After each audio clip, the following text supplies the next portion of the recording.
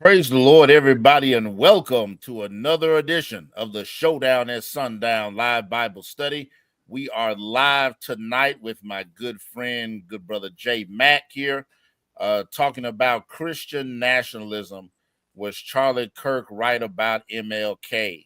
This is going to be some controversial material tonight as we confront the false gospel of Christian nationalism, recap its history and the way that it has, of course, attacked Black civil rights leaders throughout its history, and how it continues to denigrate our civil rights heroes, especially our civil rights heroes that were preachers of the gospel. So, yes, I will be defending MLK tonight. If you got beef with MLK, you're more than welcome to show up on the screen. You're more than welcome to get in the comments, and we'll deal with whatever we have to deal with, because what we can't do is allow the legacy of our civil rights leaders, especially those who were preachers of the gospel, to be denigrated, to be assaulted without offering a rebuttal and a reply to the assault, to the attack. And those attacks have been never ending. What is Christian nationalism? We're going to get into that tonight. But before we go any further, I want to introduce my good brother, Brother J Mack, and we should have a couple other guests being with us tonight as we delve into this topic. So, Brother J Mack, tell the people about yourself. Awesome. Thank you. My brother, been a Christian for, I guess, since my late teens, up and downs in life. And here I am, originally from the Midwest and moved to the West Coast. But I was raised and taught, about civil rights, about um, our history, our ancestors here in America, and the things that we taught through and gone through. So I I would say that the attacks on Dr. King is disturbing, more so coming from other black people, especially black Christians. It's like stabbing me in my heart. So I think this is a good discussion. Charlie Kirk also attacked Dr. King. My question to those who are Charlie black, especially black folk who are Charlie Kirk supporters, was Charlie Kirk a racist? I know Pastor Damon Richardson dealt with that extensively, but I also want to myself question some of his comments and some of the videos that he put out there. So that's who I am, and that's where we are right now, brother.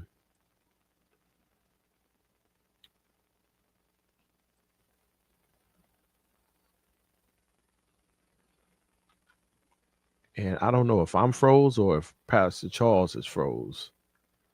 Let me look at my phone here, make sure. Let's see. Okay. Yeah. We're having a few technical difficulties. I think we missed that last little piece, good brother. If you could just repeat like the last 20 seconds before we start Oh, going in and out. okay. Just saying that the attacks on Dr. King's legacy, his person, is disturbing, especially coming from black people and black Christians specifically. Um, some black Christians will say Dr. King was not their brother. He's a bad person. He's a heretic. But then Charlie Kirk is their brother. So my question is, we're going to dive into Charlie Kirk's comments and his attitude towards, black people in general, or some black people, if, as they like to say. But we have to ask these questions, and we're going to try to get some answers tonight. One thing for sure, and I'm going to keep repeating this. Jesus said that um, they will know you by the love you have for one another. So the test for a brother, according to Jesus Christ, the test for the brethren is the love they have for one another, not how much scripture you memorized or can quote, not your hermeneutics, um, not your biblical worldview, but how your love for the brethren is exemplified to the world. And if you show animosity or some kind of disdain or towards the brethren, I'm talking about your black brethren, and it would be the same if I showed disdain towards white brethren. Um, that would be the same. Where's the love? So it's either we believe Jesus or we don't. If we believe Jesus, we have to question people who look down upon other races. And I'll land on that, brother.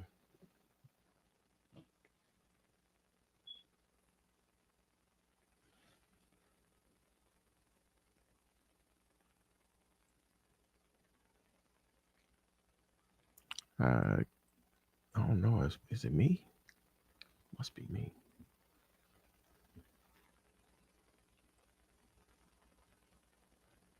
Are you still with me, brother? I think we still having some technical difficulties. Like we heard you right up until the very end, and then it kind of Go ahead, bro. I don't and because it it kind of seems like went something. out. Yeah, it seems So like something's freezing. hopefully moving forward with difficulties. Okay. Yeah.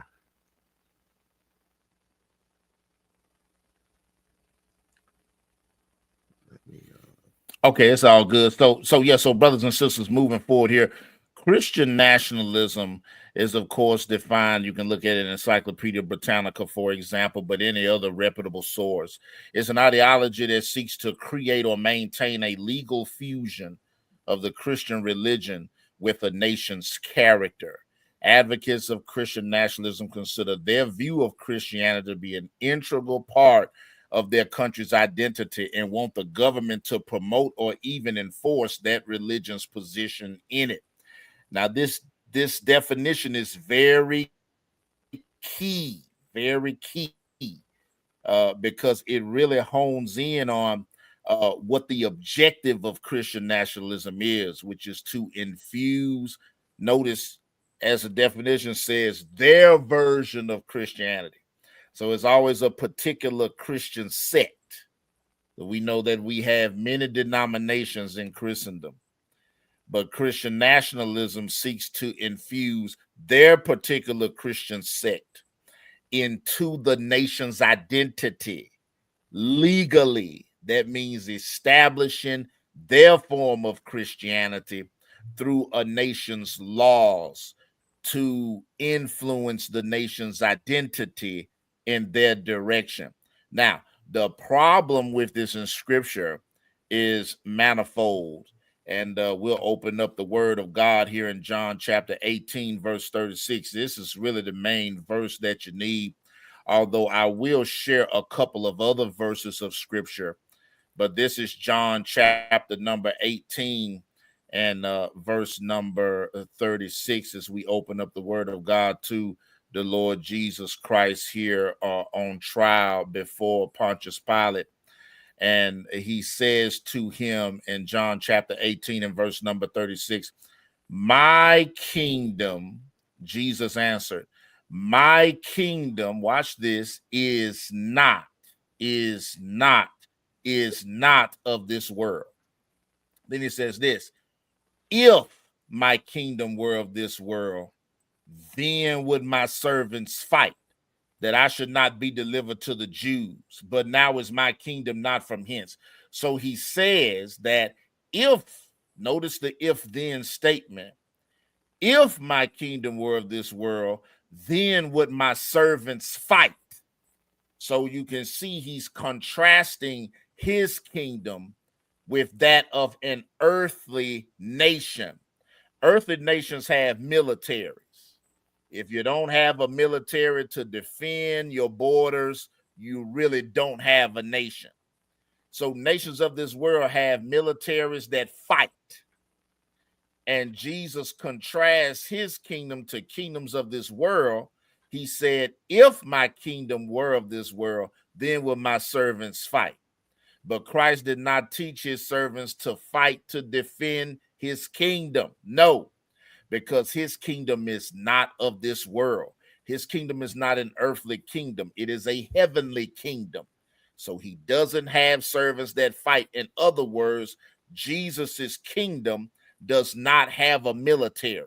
So you already know right off the bat, if some Christian nationalist is trying to persuade you that, hey, America's a Christian nation, say, well, America doesn't have a military then. Oh, wait a minute, America does have a military. Oh, so can't be a Christian nation because America has a military.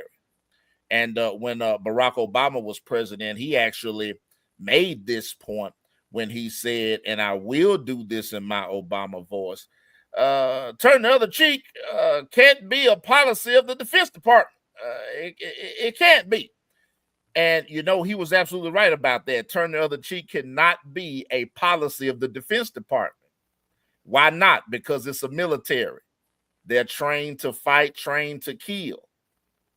That's not Jesus's kingdom.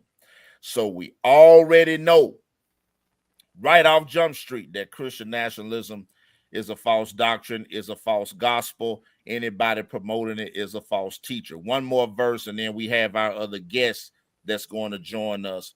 Want to go to 1 Corinthians. Can I chime in before you change scripture, brother?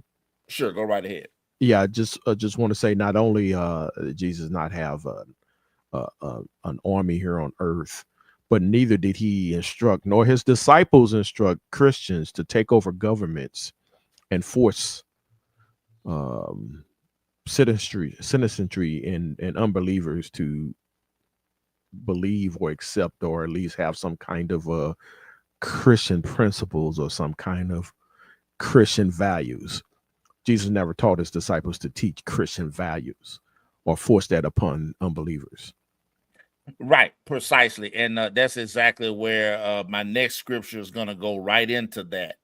And that's 1 Corinthians chapter 5. We're going to clearly see a line of demarcation made as Paul writes to the Corinthians in 1 Corinthians chapter 5 and verse number 12. He says, "For what have I to do to judge them also that are without? Do ye not judge? Do not ye judge them that are within? But them that are without God judgeth. Therefore put away from among yourselves that wicked person." New Living Translation also right here, 1 Corinthians chapter 5, verse 12 and 13. Verse 12 says, "It isn't my responsibility to judge outsiders, but it certainly is your responsibility to judge those inside the church who are sinning. God would judge those on the outside. But as the scriptures say, you must remove the evil person from among you." So clearly excommunication here is brought up in dealing with the particular situation at the church at Corinth, where that wicked person was allowed to remain amongst them and in fellowship with them. And Paul clearly lets it be known that that individual should be removed from the fellowship. He goes on to draw a clear line of demarcation between those inside the church and those outside the church. Therefore, any idea to make the church the government and the government the church, or to Christianize the government, goes against this scripture completely. And so we're going to bring on our guest here. I think he's ready to come on board. So we're going to add him to the stage. Brother Salam, welcome to the Showdown at Sundown Live Bible Study, dealing with this Christian nationalism, dealing with Charlie Kirk, and was he right about Martin Luther King? We got some clips to play, of course, in context, so that these folks don't start freaking. Oh, the context. Oh, the context. Oh, you got to keep it in the context. Listen, the context doesn't make these statements any better. Brother Salam, please tell the people about yourself and your opinions about these matters before we go any deeper. Sure thing. Greetings to you, Brother Charles and Brother J Mac. Thankful to be sharing space and time with you all. I am a native Chicagoan, first 19 years on the planet. I've been an Angelino. I've been a resident of Los Angeles for over 30 years now. So greater Los Angeles area. So here I am on the West Coast. If those are out at every J-Mac has been out here. So maybe your turn, Brother Charles, when you get here. So we definitely touch down. Yes. And, you know, like I'm here, man, because I am you all know, but hence the name. I am a Muslim. We are in one accord with Holy Scripture, which I'm gonna touch on in a minute, because I'm gonna have you, if you can pull up your prior verse that you had up. I want to point out something right quick. You know, but I am a brother, you know, in spirit, in spirituality. I'm a brother, and all of the prophets that have been sent forth by the Most High, and we will draw, you know, unity with each other. So, as I know that was quoted, I forget offhand where it is, but you know, Jesus said that he has sheep that are not of this fold, and so consider me one of those. You know, to be in company of you all and your audience today. So that's a little about me. As I came aboard and you were giving the exegesis about this, if you look at what Jesus said in verse 36, you know, in both versions, King James and the New Life, New Living Translation. Yeah. Yeah. There's one operative word that shows up in both of those, and that's the word if. Oh, yeah. And now, if you notice, and this is how precise all of Allah, God's messengers have been. It's not to say that things are perfect or things are contrary. Allah, God is incapable of contradiction, and so are the messengers whom He sent. They're incapable of contradiction.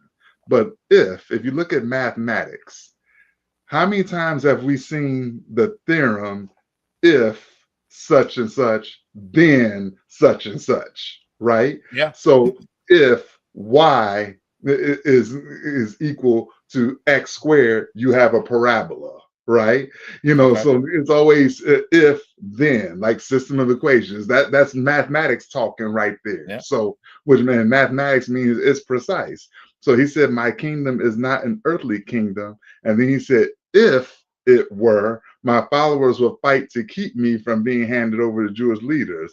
But I noticed he highlighted that term if, you know, right. So, but the warmongers on that side of the fundamentalist line of demarcation will say, well, we're going to fight them to keep them from handing it over. We're going to fight and fight and fight. But he clearly said, if it were, meaning he's saying condition. He gave a conditional statement. Mathematics is full of conditional statements. You know, if A, then B. You know, that kind of thing. So that popped into my mind as you were explaining that. The second thing I want to touch on is run down a list, or just in your mind, feel free to throw out names, if you will, of all of our freedom fighters. Dr. Cornel West, like we'll say Father Michael Flager, right? We'll say Professor William Darity. You see where I'm going? Dr. Joy LeGroux, Dr. Stacy Patton, a wonderful beast of a pen that she got, boy. She's a cold with it, you know. So that I just named 4. There are many others, you know, but notice one thing about them: they all have a qualifier in the title, a doctor this, a professor that, Bishop Swan, right? Pastor William Barber, who had Reverend William Barber. You know, all of them have those qualifiers. Name me someone who promotes white supremacy from that side that has such qualifier, right? Oh, that's the thing. It goes back to that old Dixie joke from the 1960s. What do you call a black man with a PhD? Go You ahead. call them a nigga. That's what you call them. That's right. So, Mm-hmm. so it's like we have these qualifiers, but Yes. they don't care. They Right. don't need qualifiers. They're They don't white. exactly. That's They're where I'm white, going.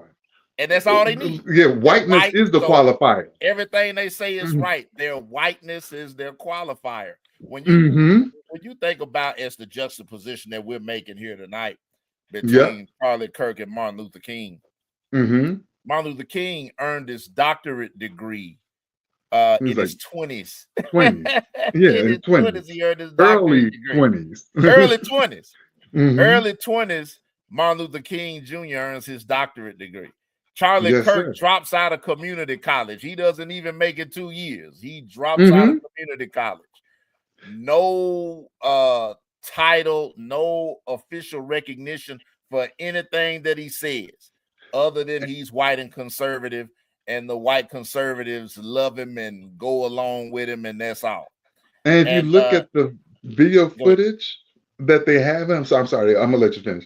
Look at the Oh, video you good? footage that they have of his debates. He's debating undergrads. Yeah, he's debating kids. He's not Yeah, debating Professor William Darity. not debating the professors at all. Not at all. Nobody in Right, the intellectual realm. He's not right, seeing these guys. right. Like he's not debating his equals. And what did our great brother, Professor John Henry Clark said? I only debate my equals, and all All others others I I teach. teach. That's You it. know, so he think that he was teaching us, right? And if somebody can pull up the professor watch list, Yeah, and you'll see a glaring red flag on there, because I had a discussion with a young white lady who's also from Chicago, and yeah. I met her here at a prior job that I was at, but she jumped.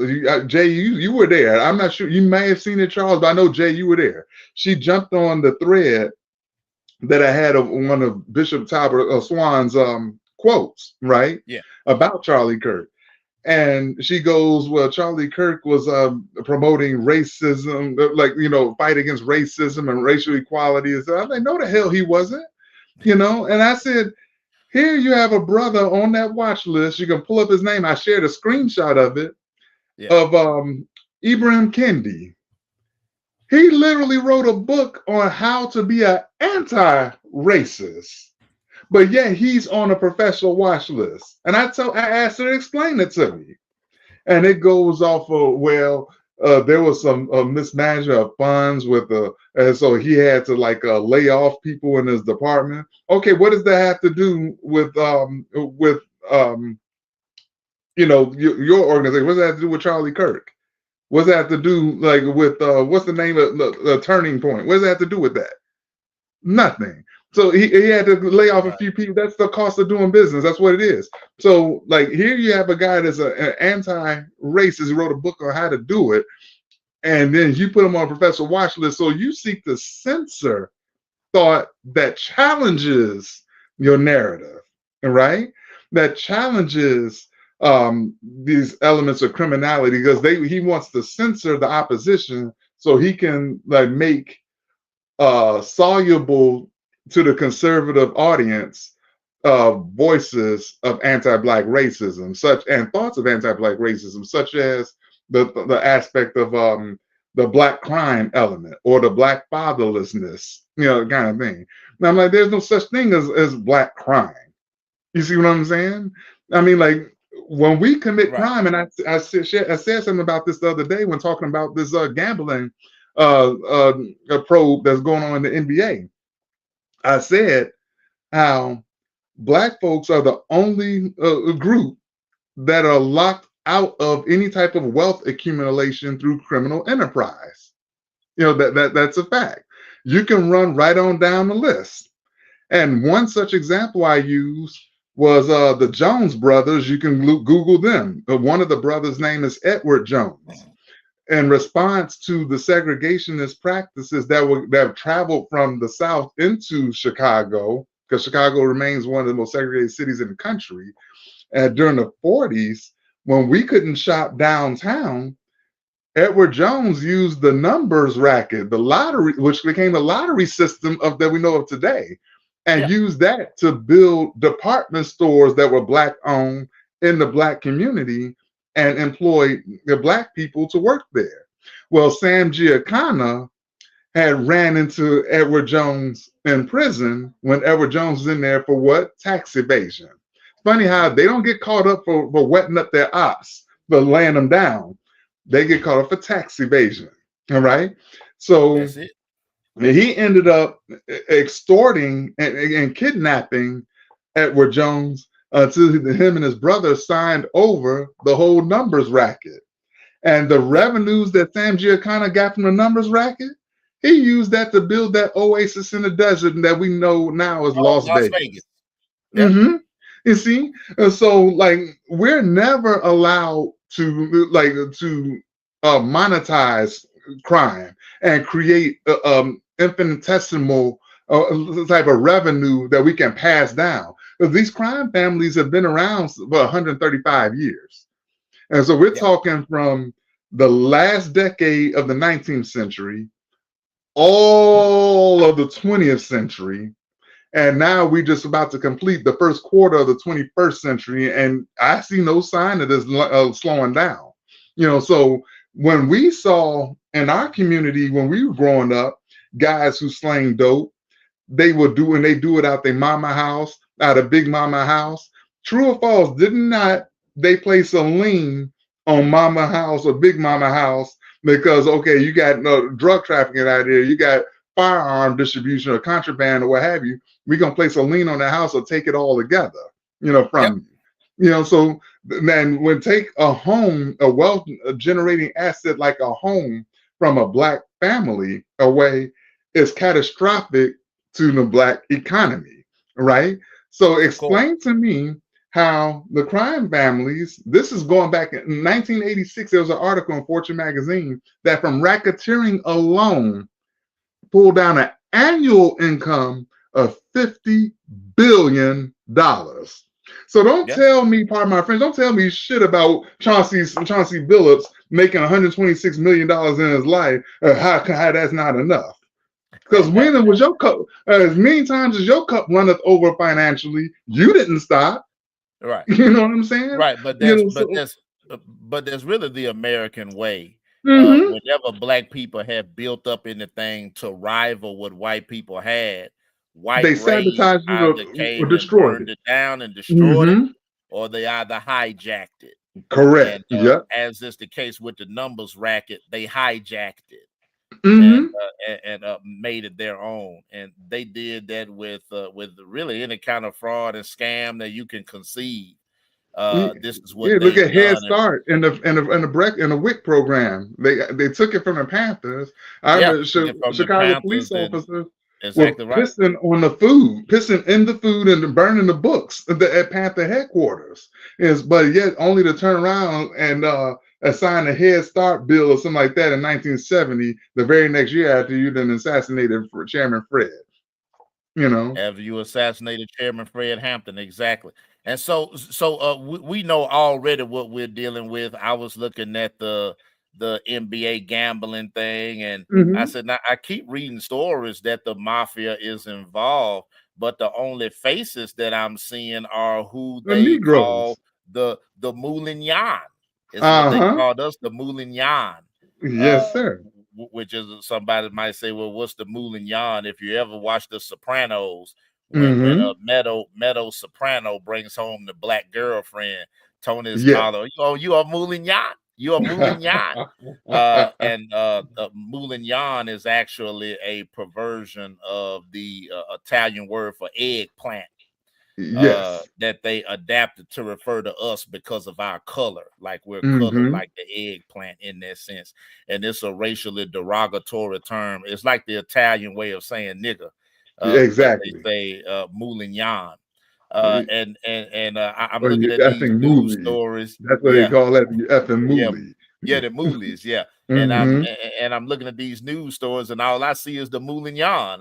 Where are the mafia folks at? So Gilbert was right. Yeah, I he guess said you can't like, show 'em.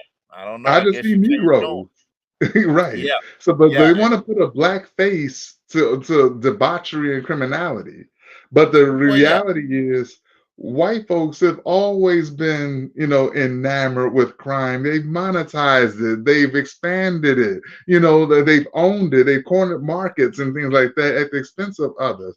And I posted pictures of, you can go back to cartoons when you had Bugs Bunny and Racketeer Rabbit. And they, I come for the dough. Say, yeah, yeah. of We're course, of enamored course. with crime. Yeah, That's that's it. been baked into our culture. Yeah. Oh, Rocky's really mad now. I mean, that's just what it is. But when it comes time to put a sinister face on it and a sinister motive behind it, that's when they make crime black. And Yeah, it goes all the way back exactly. to it goes all the way back to the most consequential propaganda film in American history, Birth of a Birth Nation, of the Nation. which is where they marketed the Ku Klux Klan as the great saviors of the white woman from the criminal, rapey inclined Yep. black man. And the white knights of the Ku Klux Klan are riding to the rescue. And Absolutely. and this is something that Charlie Kirk trafficked in. Yeah, like what do they Even call OJ Simpson's case? Didn't they call yeah, that the trial crime of of the the century. century? the Isn't that trial the, crazy? the, the trial of the century and the crime of the century. But Right. dealing with We what did that. Charlie Kirk said about black people specifically, that Mm-hmm. we make up, we're 14% of the population, and we commit and we make up over half of the prison population, which is factually untrue. That's just Right. a lie. That's just a lie. Mm-hmm. We don't make up over half of the prison population. It's only like 30%.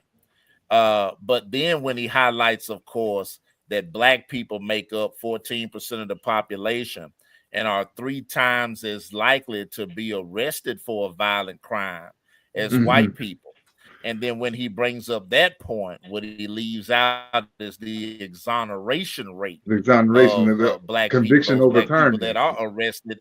The exoneration rate, what not only the conviction being overturned, but the arrest not leading to a conviction because the charges are Right. dropped, because they're Caleb exonerated, right? Browder. Because evidence, because evidence comes forth that proves that they didn't do it, and that Right. exoneration rate is 60%. And Yes. if you were to take Mr. Kirk's 3 times as likely to be arrested and combine that with a 60% exoneration rate, the reason Mm-hmm. why Mr. Kirk left that out of all of his talks is because it would expose a systemic racism problem within the Yes. American justice system as to why are black people being arrested at a 3 times clip, but they're Right. being exonerated at a 60% clip. Mm-hmm. So that means that black people are far more likely to be arrested for crimes that they didn't commit. We're targeted. And we're being targeted. And to acknowledge that would be to admit to something that Mr. Kirk, for his entire life, denied existed, and that's Yes. systemic racism. He says systemic racism does not exist, and that was one of the problems that he had with the Civil Rights Act of 1964. I want to pull up this audio and play it, and then we're going to respond to it. Here is Mr. Kirk on the Civil Rights Act of 1964. I'm glad you pulled that up, brother, because I forgot to get that clip. Yeah, I got it. Okay. Here we go. Sadly, the press has not been covering it as much as they should in proportion to the seriousness of what just happened. When the United States... Okay, that is not the right clip. It's okay. I had it pulled up, and then it went to the Civil Rights Act, though, let's be clear, created a beast, and that beast has now turned into an anti-white weapon. This topic would have been even more forbidden 4 or 5 years ago, but it's now becoming in more and more mainstream circles. Is that because the problem is becoming worse, or but our side is more courageous to confront it? Why does Kirk believe passing the Civil Rights Act was a mistake? Now, again, apparently they don't listen to the show because we do that at least once a week, right? Once a week we talk about why the Civil Rights Act was a mistake. The present reality, not the ideal, The reality of the Civil Rights Act and how it's being used is making it harder for us to pursue excellence as a society. Here's a fact. Since the Civil Rights Act passed, I think that it's fair to say any sort of racist sentiments that are in America have gone, at least individually amongst white people, towards black people have gone away. What I'm trying to counter is the reason we talk about race so much is because we have a federal holiday to a guy that talked about race all the time. And the Civil Rights Act, though, let's be clear, created a beast, and that beast has now turned into an anti-white weapon. Okay, so it created a beast, and then that beast has turned into an anti-white weapon, an anti-white weapon. And so let's address this, but from the perspective of what the Civil Rights Act was used to do. What was it used to do? Because whatever that is, Mr. Kirk was calling that an anti-white weapon. An anti-white weapon. So, so let's discuss that. You know, equality equality to some of them, not all, means oppression. Some of them means oppression. But that's the point. Yeah, that's the point. Because when their advantage is being chipped away at, right, they're being oppressed. When their advantage is being mitigated, they're being oppressed. In other words, and it goes back to what Mr. Kirk said about the 4 black women and about them lacking the brain processing power to enter those elite spaces. He said this. He said, quote, they had to steal a white person's slot. They had to steal. He's putting sin. Look at the phrasing of that. He's saying that it's theft, that it is a sin, that it broke the 10 commandments, right? Right. They had to steal a white person's slot. I've asked this question over and over again. How did the slots become white? White. And why are they called white slots by Mr. Kirk? Right. And that goes into what the good brother J Mac just said about mitigating their advantage and making things more equal. Oppresses them. Yes. Because they should be in those elite positions. They should be in those elite schools. And when a black person is in that elite space, when a black person is in that elite school, they're like, hold on, wait a minute. Wait. What part of the game is this? Right. You had to steal a white person's slot to get in here. Let's talk about that. Yeah. So every good job, every great job, every good job, every good paying job belongs to a white person in the world, in the eyes of people like Charlie Kirk. White supremacy, yeah. Then they also believe what Donald Trump said. Black jobs are the jobs that immigrants have abandoned, and because they have been targeted by ICE and the Trump administration. So all the jobs, all the farming, the day labor, the cheap labor, the things that immigrants were doing. Some of these people, I kid you not, there are videos out there, thought that black people were going to fill those jobs. They thought black people was going to come pick their cotton. Black people was going to come pick their apples and fruits and whatever. They thought black people were going to fill the jobs of immigrants so Donald Trump can go ahead and get rid of these immigrants. And they thought black jobs are labor-intensive jobs. But the good jobs, according to Charlie Kirk, and those white collar jobs, are good-paying jobs. So therefore, Justice Ketanji Brown stole a white person's job. Joy Reid stole a white person's job. Michelle Obama stole a white person's job, even though she probably hadn't worked in a while, but she did start a career off in law, paralegal and doing. But being first lady, that's a white person's job. I guess Obama should have had a different wife. Supposed to go to Joe Biden's wife, don't you know? Right. And then I'm gonna throw Kamala in there. I mean, they also mentioned Sheila Jackson Lee, and we're gonna dismiss her accomplishments as well. But we're also gonna dismiss, because some people have thrown Kamala in, even though Charlie didn't mention Kamala. Some of his supporters have thrown her into the fray, and I'm telling these people, you really don't want to compare Kamala's accomplishments, education, and her level of government, going up the steps of the ladder of government, to anybody that you support, especially Donald Trump.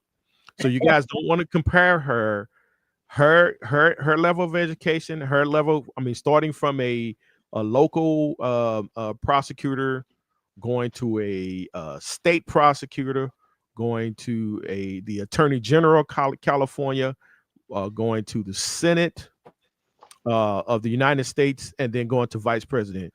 And for you fools that would slander her, I hope no so-called Christian would slander her and accusing her of sleeping her way up to the White House, because you're gonna have But to. Of course they would, because they do.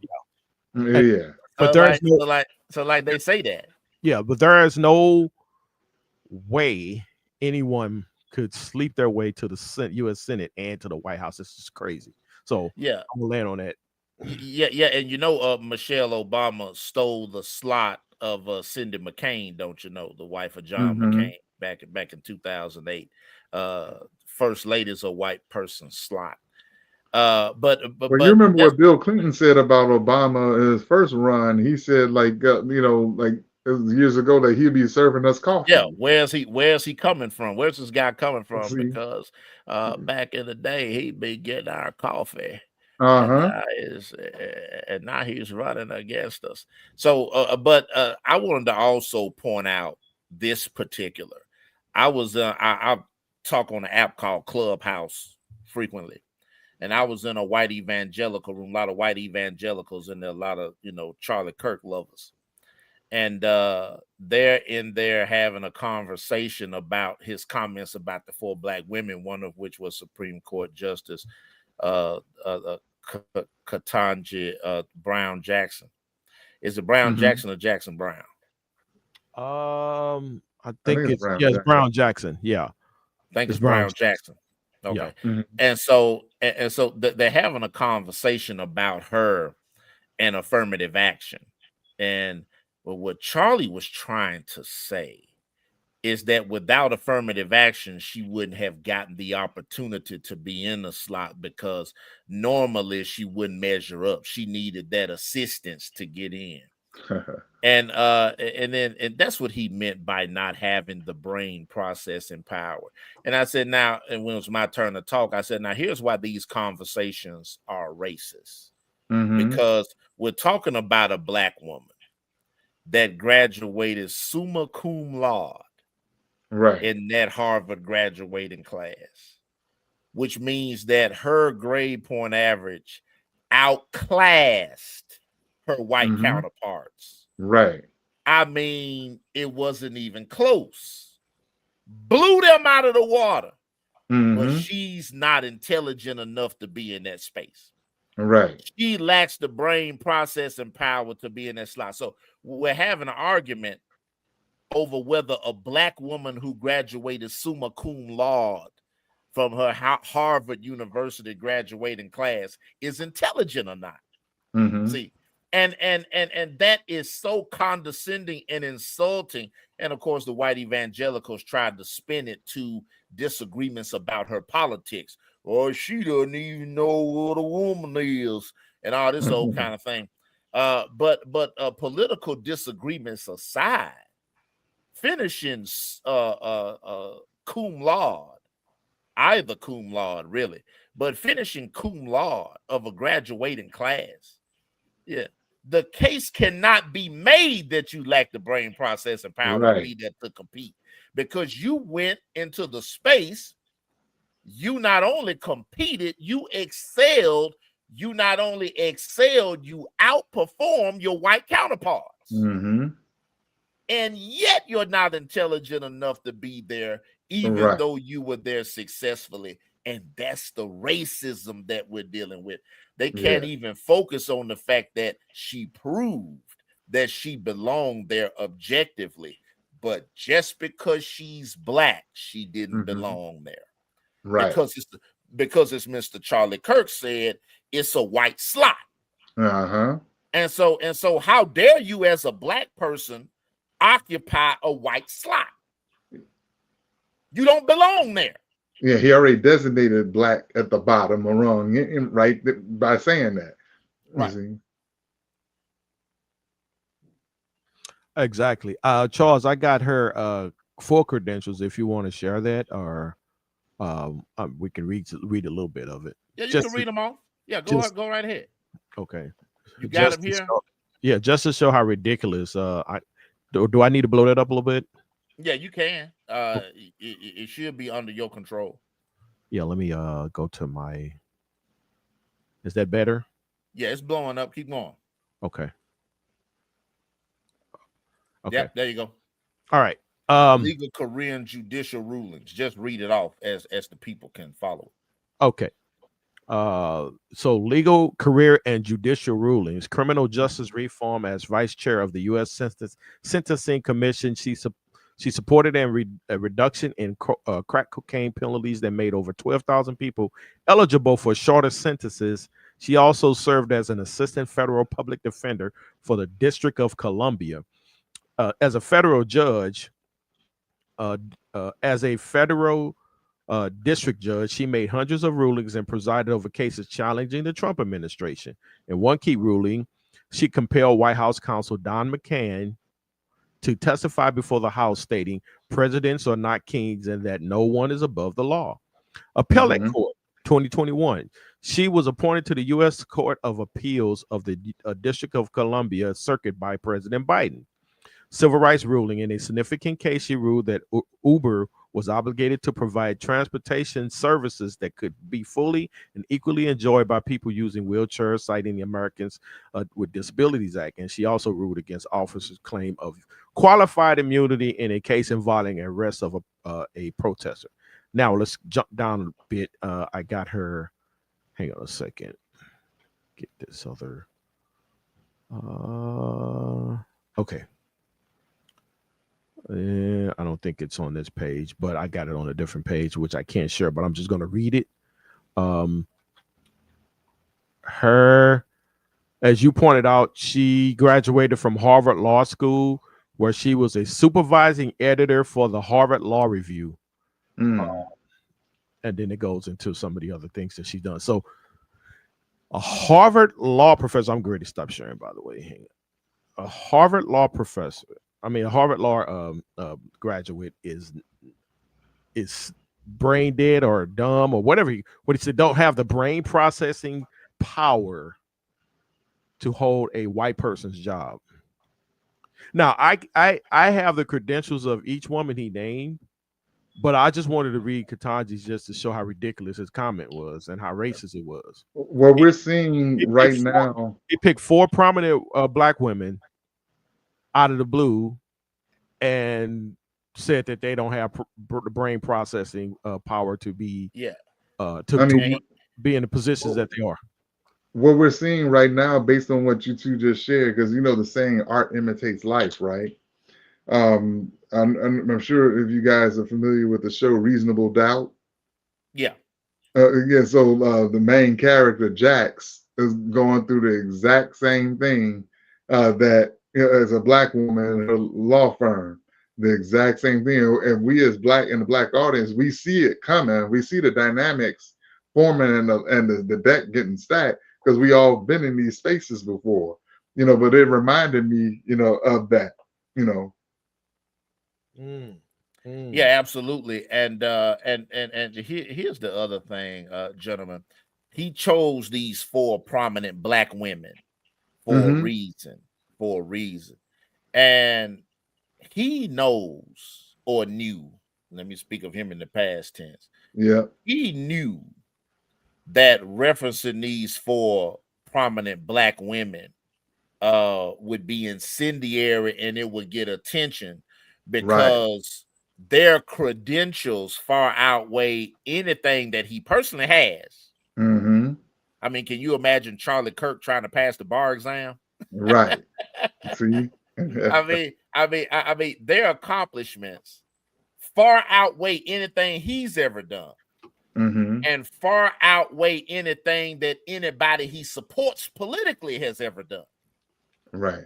Pales in comparison. But he Pun brings intended. them Pale. up.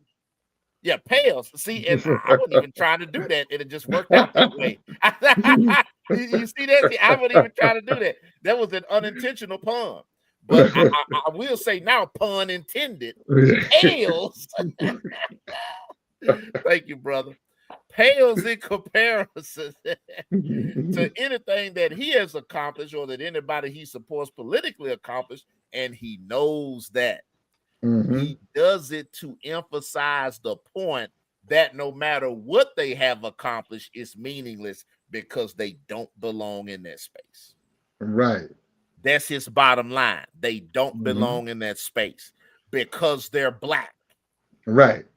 It goes to his comment about the black pilot, that if I saw a black pilot, that I would wonder if he was qualified. Mm-hmm.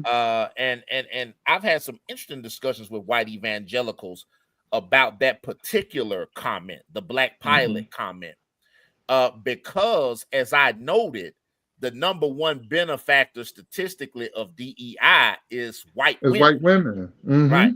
So if he wanted to make a political comment on a policy that didn't include race at all, he would have said, if I saw a white female pilot, I would have to wonder, is she qualified to fly the plane?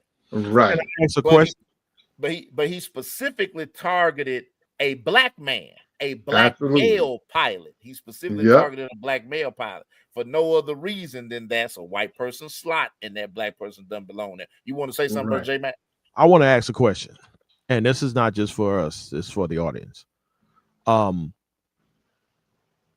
What statistics is Charlie Kirk basing his opinion or his comments on to question the credentials of a black pilot?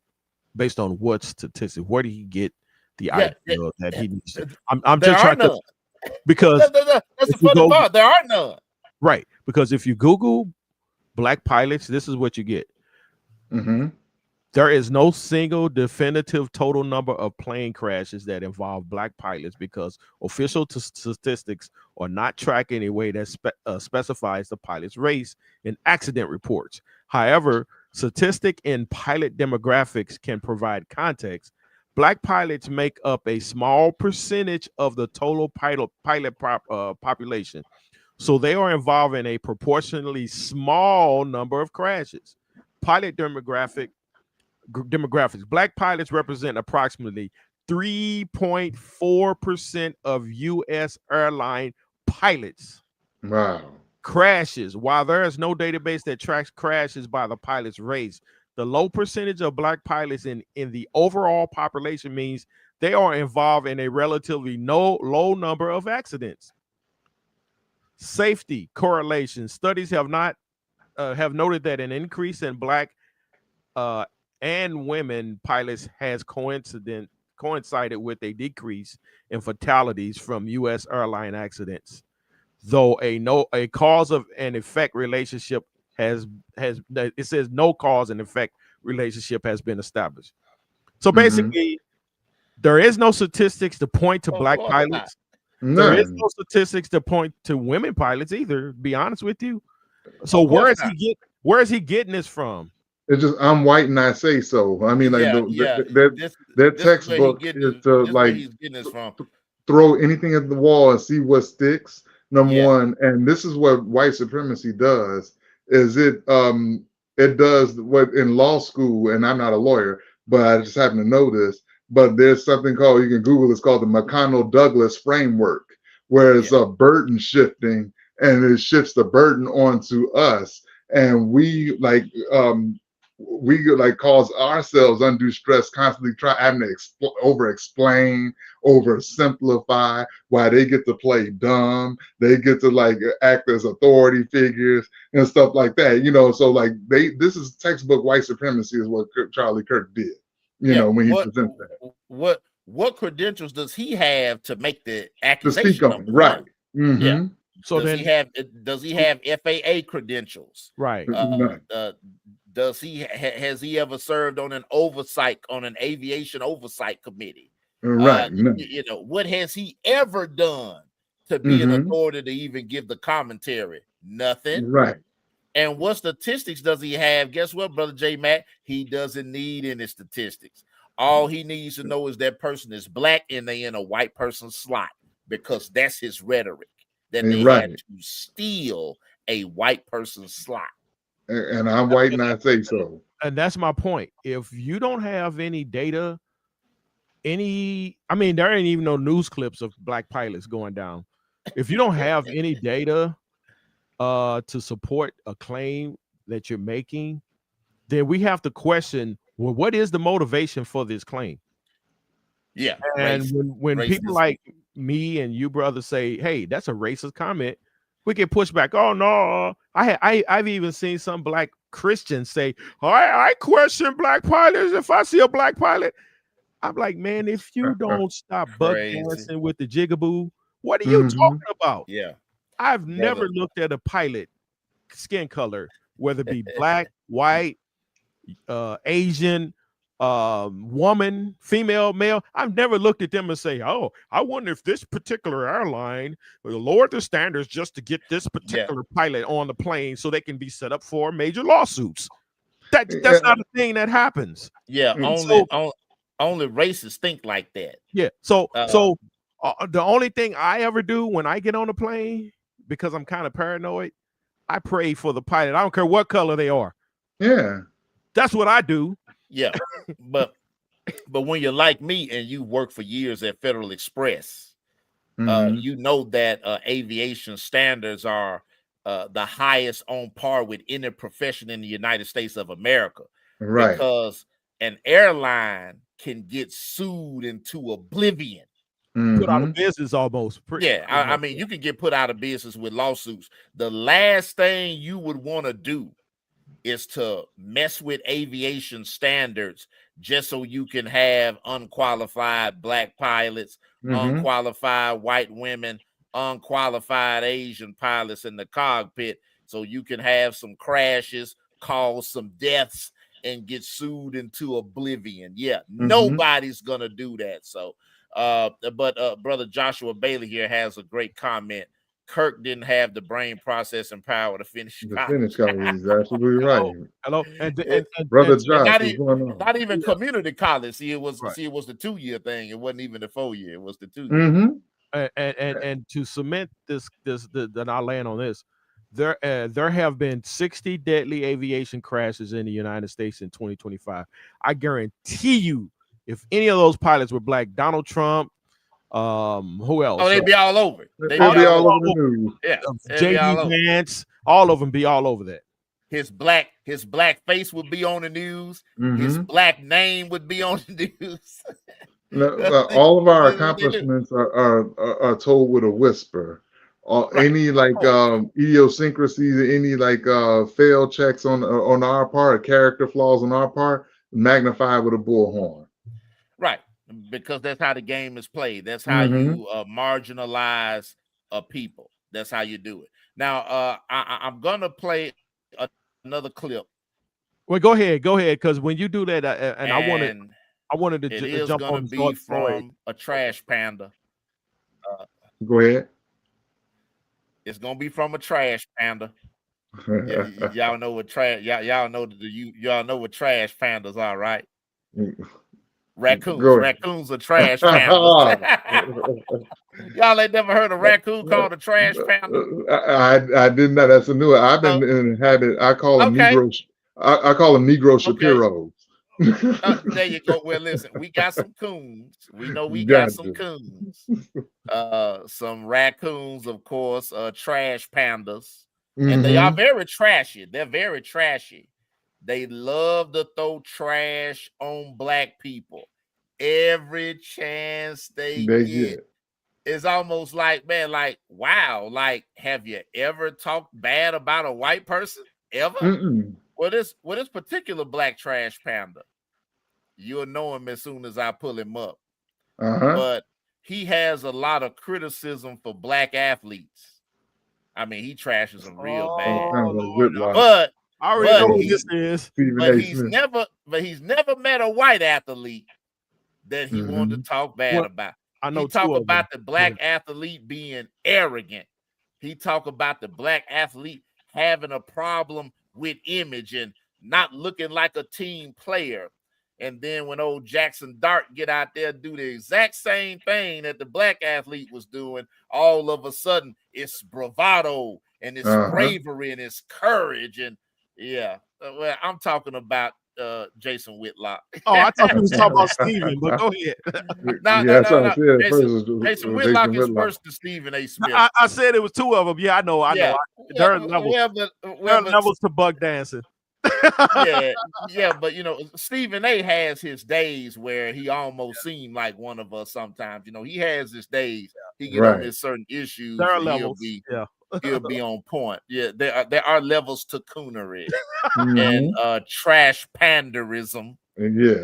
But anyway, so listen, I got this trash pound on here, and I'm gonna play this clip. Please, one question, brother. Is this the one Mark Lamont is cooking him? Because if not, I got that one lined up next. No, it's not that one, but we can look at that one too. I wanna play the one from his show.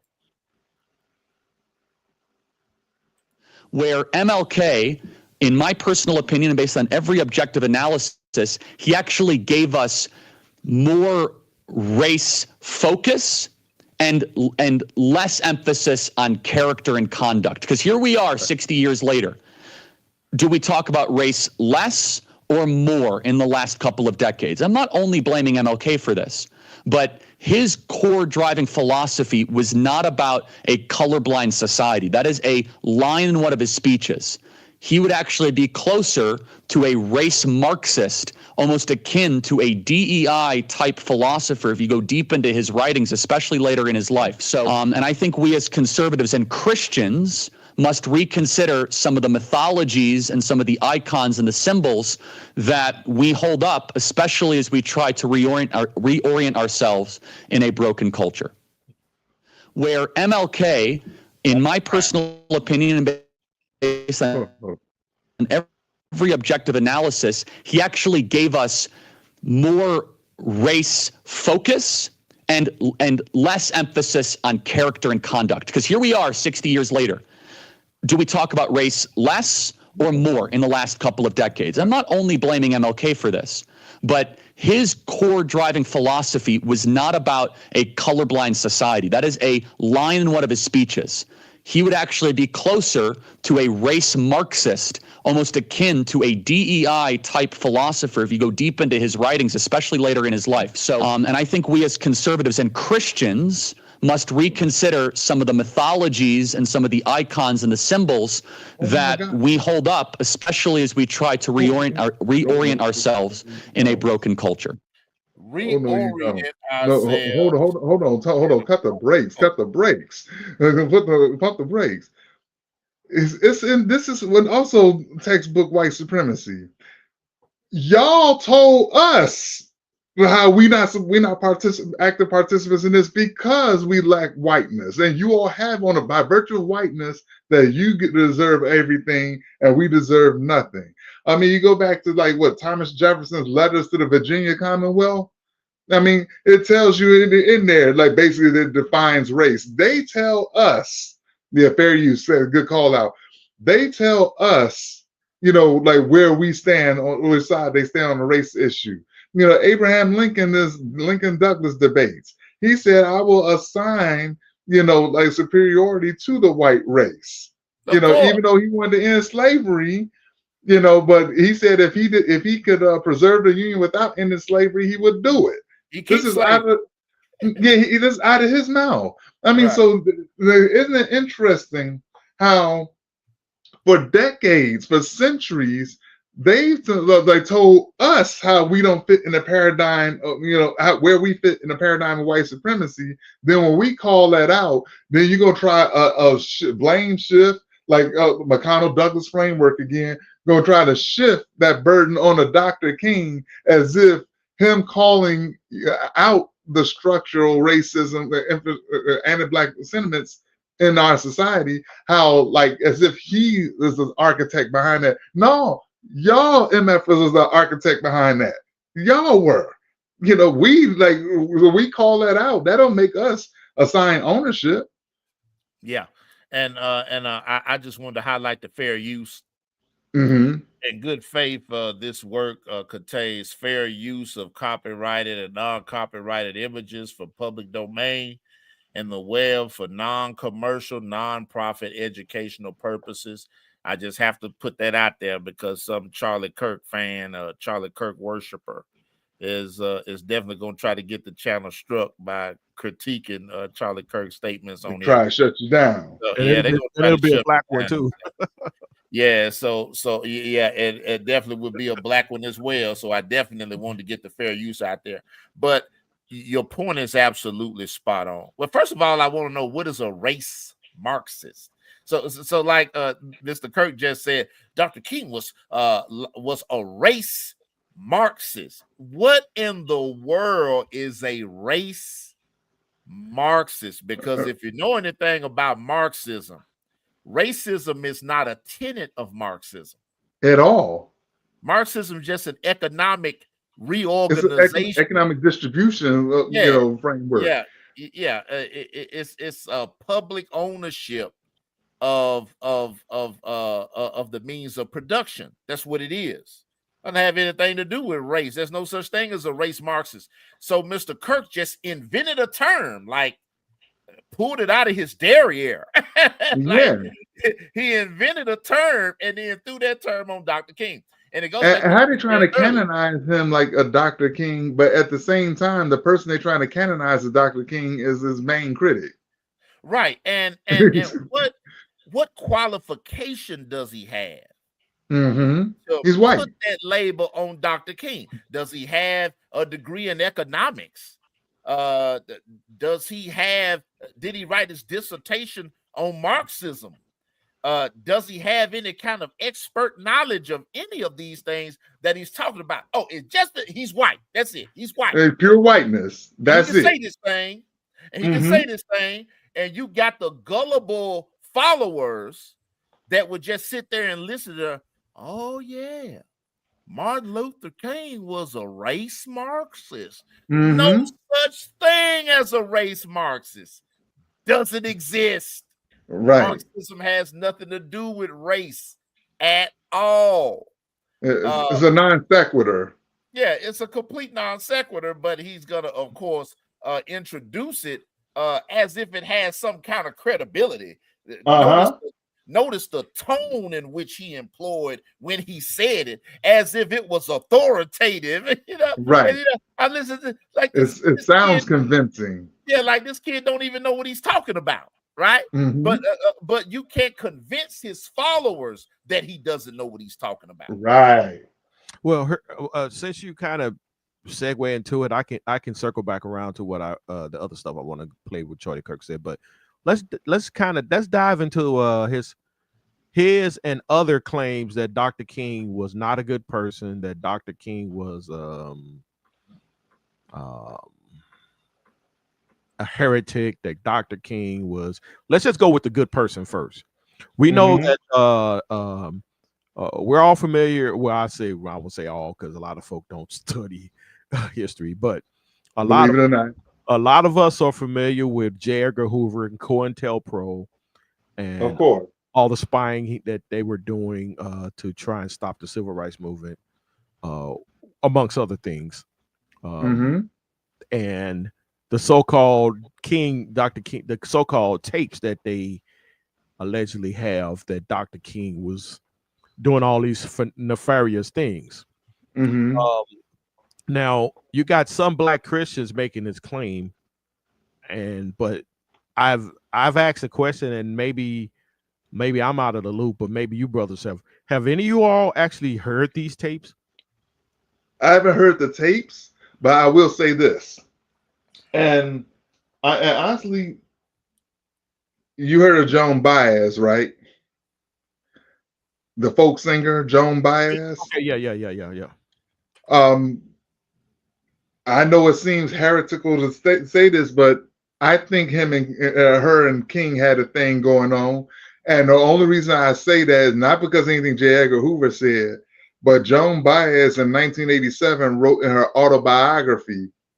If you look at all the pictures of them together, and she's just like staring at him like mesmerized.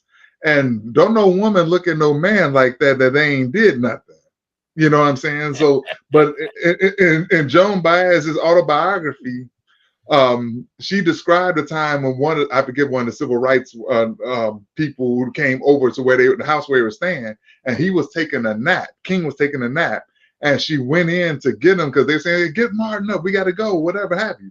So she goes in there and she vividly described his like facial features, starting with his lips, and how peaceful they were, and dark skin and this, that, and the other. You gotta read it. I have it saved somewhere. I'll be happy to share to put it on the thread. But the vivid detail that she gave to that tell me that kind of had a little something going on. And even so, Yeah, I mean, because Dr. King, I've seen that, but Dr. King, he's a public servant, not a perfect servant like Tavis Smiley say. You know what I'm saying? So, like, even through all his flaws, it still doesn't negate anything that he stood for.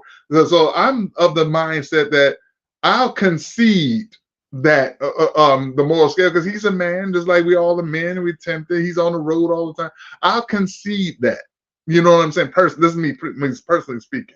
You know, but okay, he slept with Joan Baez. At least that's the conclusion I draw. Okay, and you know, so does that mean does any of the speeches that he wrote, or the political consciousness that even elevated higher in his last 3 years of life, does that negate? No, it absolutely doesn't negate that.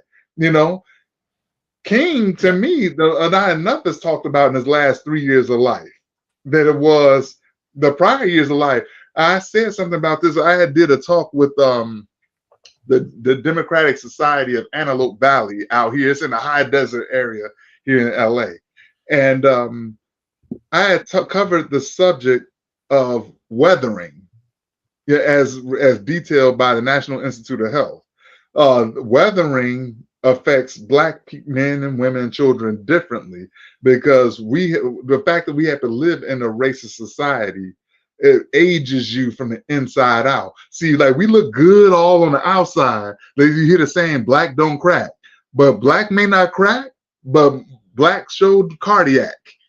You see what I'm saying? Like we get, I mean, it's always, look at Brother D'Angelo. You know, I mean, look, a handsome young man and whatnot. You know, he was 18, 19 when he wrote Brown Sugar, but singing the spirit of a 45-year-old man. And you look and see, like, who knew that he was sick like he was, you know, ravaged. You know what I mean? Like, a lot of this stuff, you go looking through the statistics of National Institute of Health and American Health Association, we're affected and have higher mortality rates more than anybody because of the system that we have to live in. You know, it ages you prematurely. Dr. King, a lot of people don't know that he tried to take his own life when he was a teenager because of the racism that he had to live under when he was in Georgia, you know? And when they did his autopsy, when he was killed on the hospital bed, I won't go into that unless y'all want to, but he was. But when he was killed on the hospital bed, according to Dr. William Pepper's book, Orders to Kill, when he was killed and they did the autopsy on him, he had the heart of a 60, 65-year-old man. And he wasn't even 40. You know, so this is what weathering and the effect does on us. We live in a system where, like, you know, like, okay, if somebody like disrespects your wife, you know you're going to put hands or you're going to stand up as a man and protect yourself, but then they're going to make you seem like you're wrong. But then if you don't take that stand, you can stay out of jail, then you looked at as wrong by your wife. That stuff drives a black man crazy out of his mind, out of his mind. This is why mental health crisis in our community is skyrocketed. We had to deal with, epigenetically speaking, of decades and centuries of these indignities throughout, and we had to learn to cope with it, even though spiritually inside you, every fiber of your being that the Creator put in you that shit is wrong. Pardon my French. Yeah, and I'm familiar with the Joan Baez book. I'm also familiar with Reverend Abernathy's book, where he alleges an affair with 2 incidents. He should have never went to Coretta with that, by the way. Go ahead. With one other woman, right, who was a member of one of the churches that he was preaching at. There was a woman out here too, who was married to a dentist down in LA who was said that he had fathered a child with her as well. Yeah, and I've heard of that too. So I'm familiar with these accusations. The reason why I want to push back, I'm not gonna concede that is because and I'm not propping him up as being sinless. Definitely not. Yeah. But I do understand that it's a concerted effort to target him to tarnish his legacy.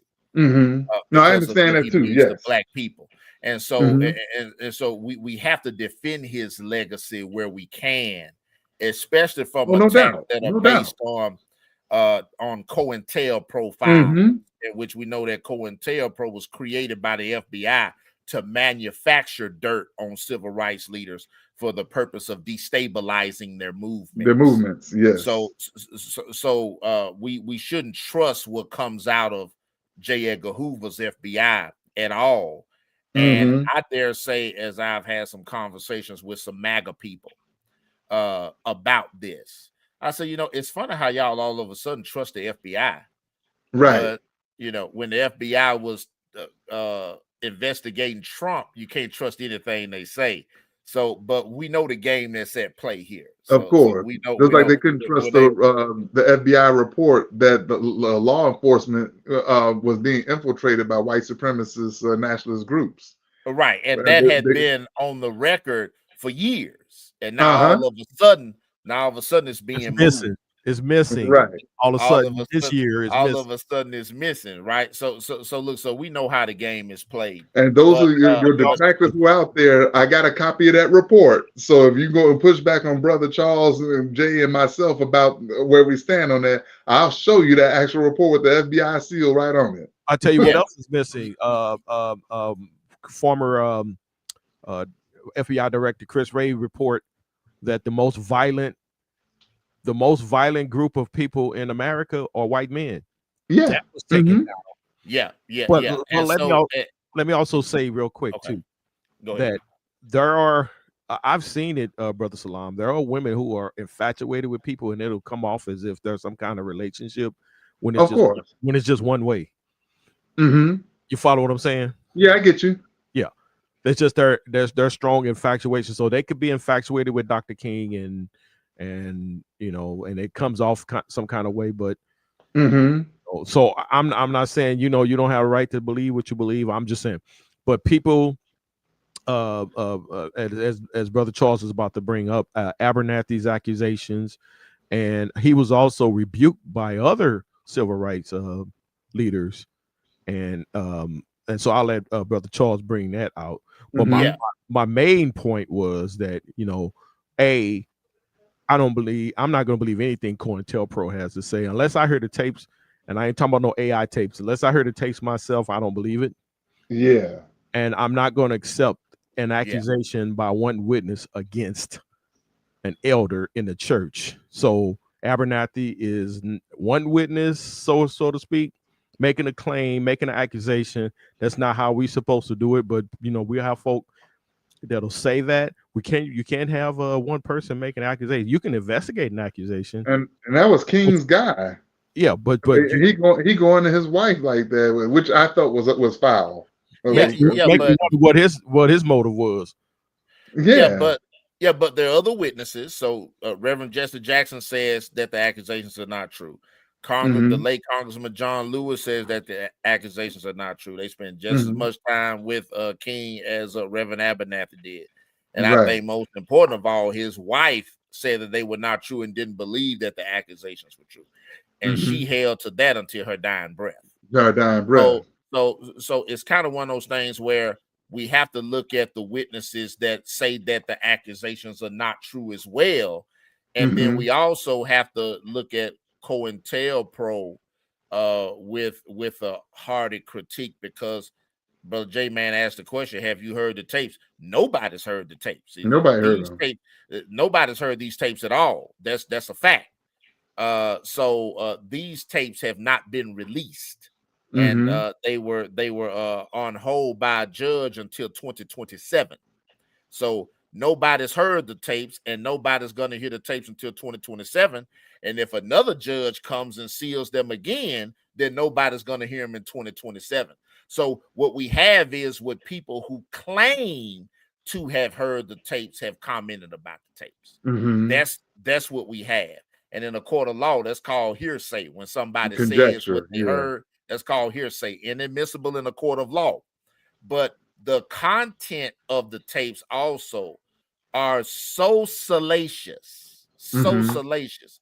I mean, they have him allegedly witnessing a rape and laughing about it.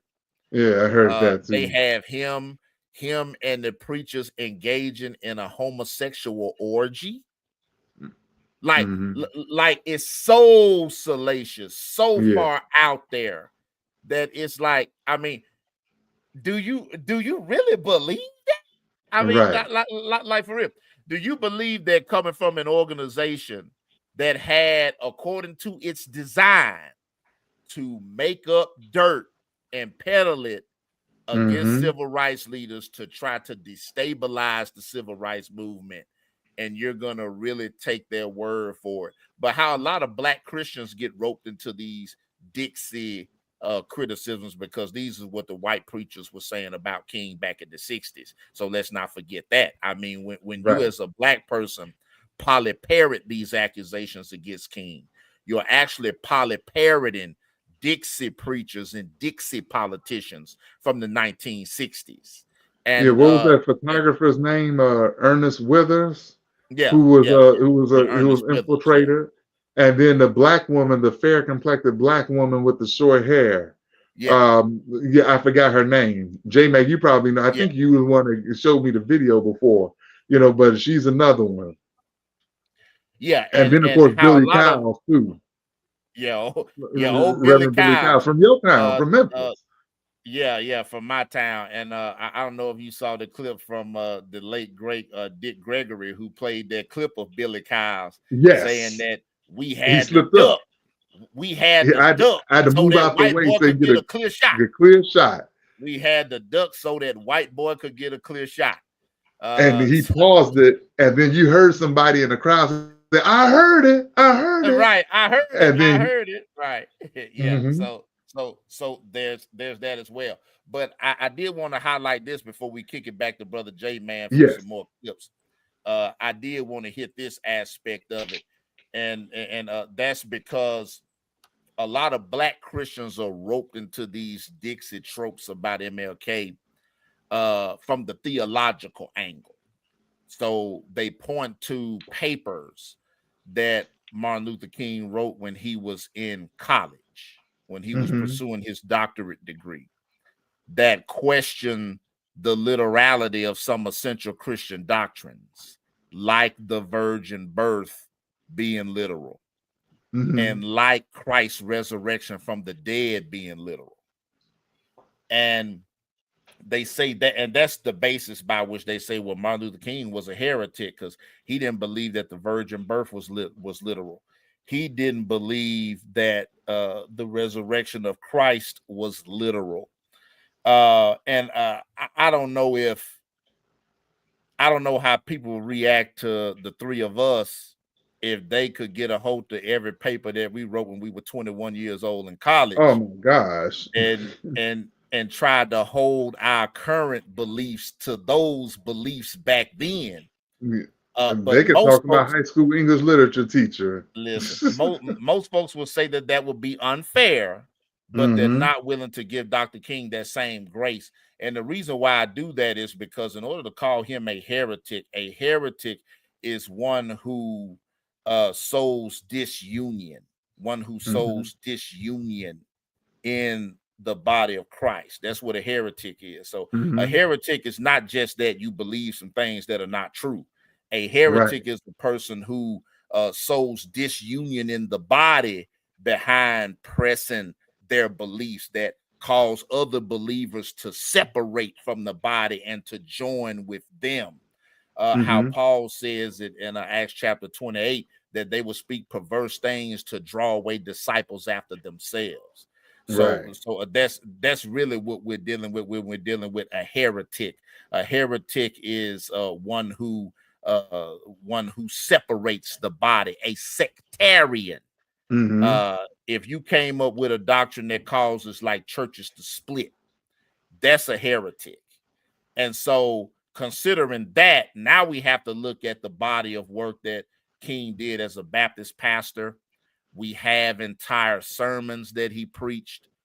We have his letters that he wrote. We have essays about theology and about civil rights that he wrote. And you won't find anything saying that the virgin birth was not literal, anything saying that the resurrection of Christ was not literal. So what you see or what people are using from these college essays have no reflection in his preaching, in his teaching, and in his functioning as a Baptist pastor. He wasn't up preaching, look, y'all need to come and follow me because Christ's resurrection was not literal and the virgin birth was not literal. So he can't biblically be called a heretic, and he can't theologically be disparaged for some views that he wrote about, not even necessarily that he espoused these viewpoints, but that he wrote about these viewpoints and hold them to his personal theology after college and throughout his entire pastorate, when we have no corroborating evidence from anything he preached or taught or wrote after college that correlates with that. So once again, but that's an attack that white evangelicals use to get Black Christians on their side when it comes to disparaging Martin Luther King. And I love for you two to have comments on that before we, of course, move past this Charlie Kirk comment that he was awful and he was not a good person. Yeah, it's a way that once again, I know you heard me say it multiple times, that's textbook white supremacy, as to use this kind of like historical selection bias, as a means to have this gravitational pull of support and galvanization from a historical figure. Because we're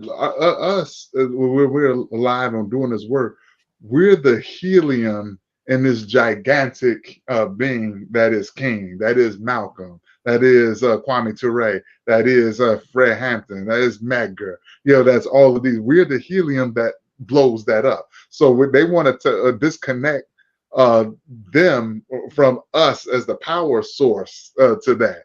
And like I said, it's and simply put, it's textbook, the white supremacy. Let's find something that we can get a hold of.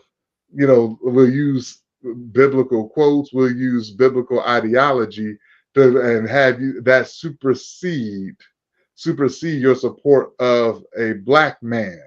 You see, because there's a lot of times there's a walk that I see my Black Christian brothers and sisters that has to take, and it's almost like a balancing act. Like you got to balance your theological principles with your cultural identity and principles, and this balancing act like that. So if we galvanize on something on the cultural side, what our enemies will tend to do is use something theological that is really interwoven in the fibers of our heart to say, well, you know what? I do love the Lord, and I love the Lord with all my heart, and mind, and spirit. And I'm gonna go ahead and just do that, but I'm gonna lay down my flag for my culture and be down with the Lord. That's the same thing they did to us at the plantation.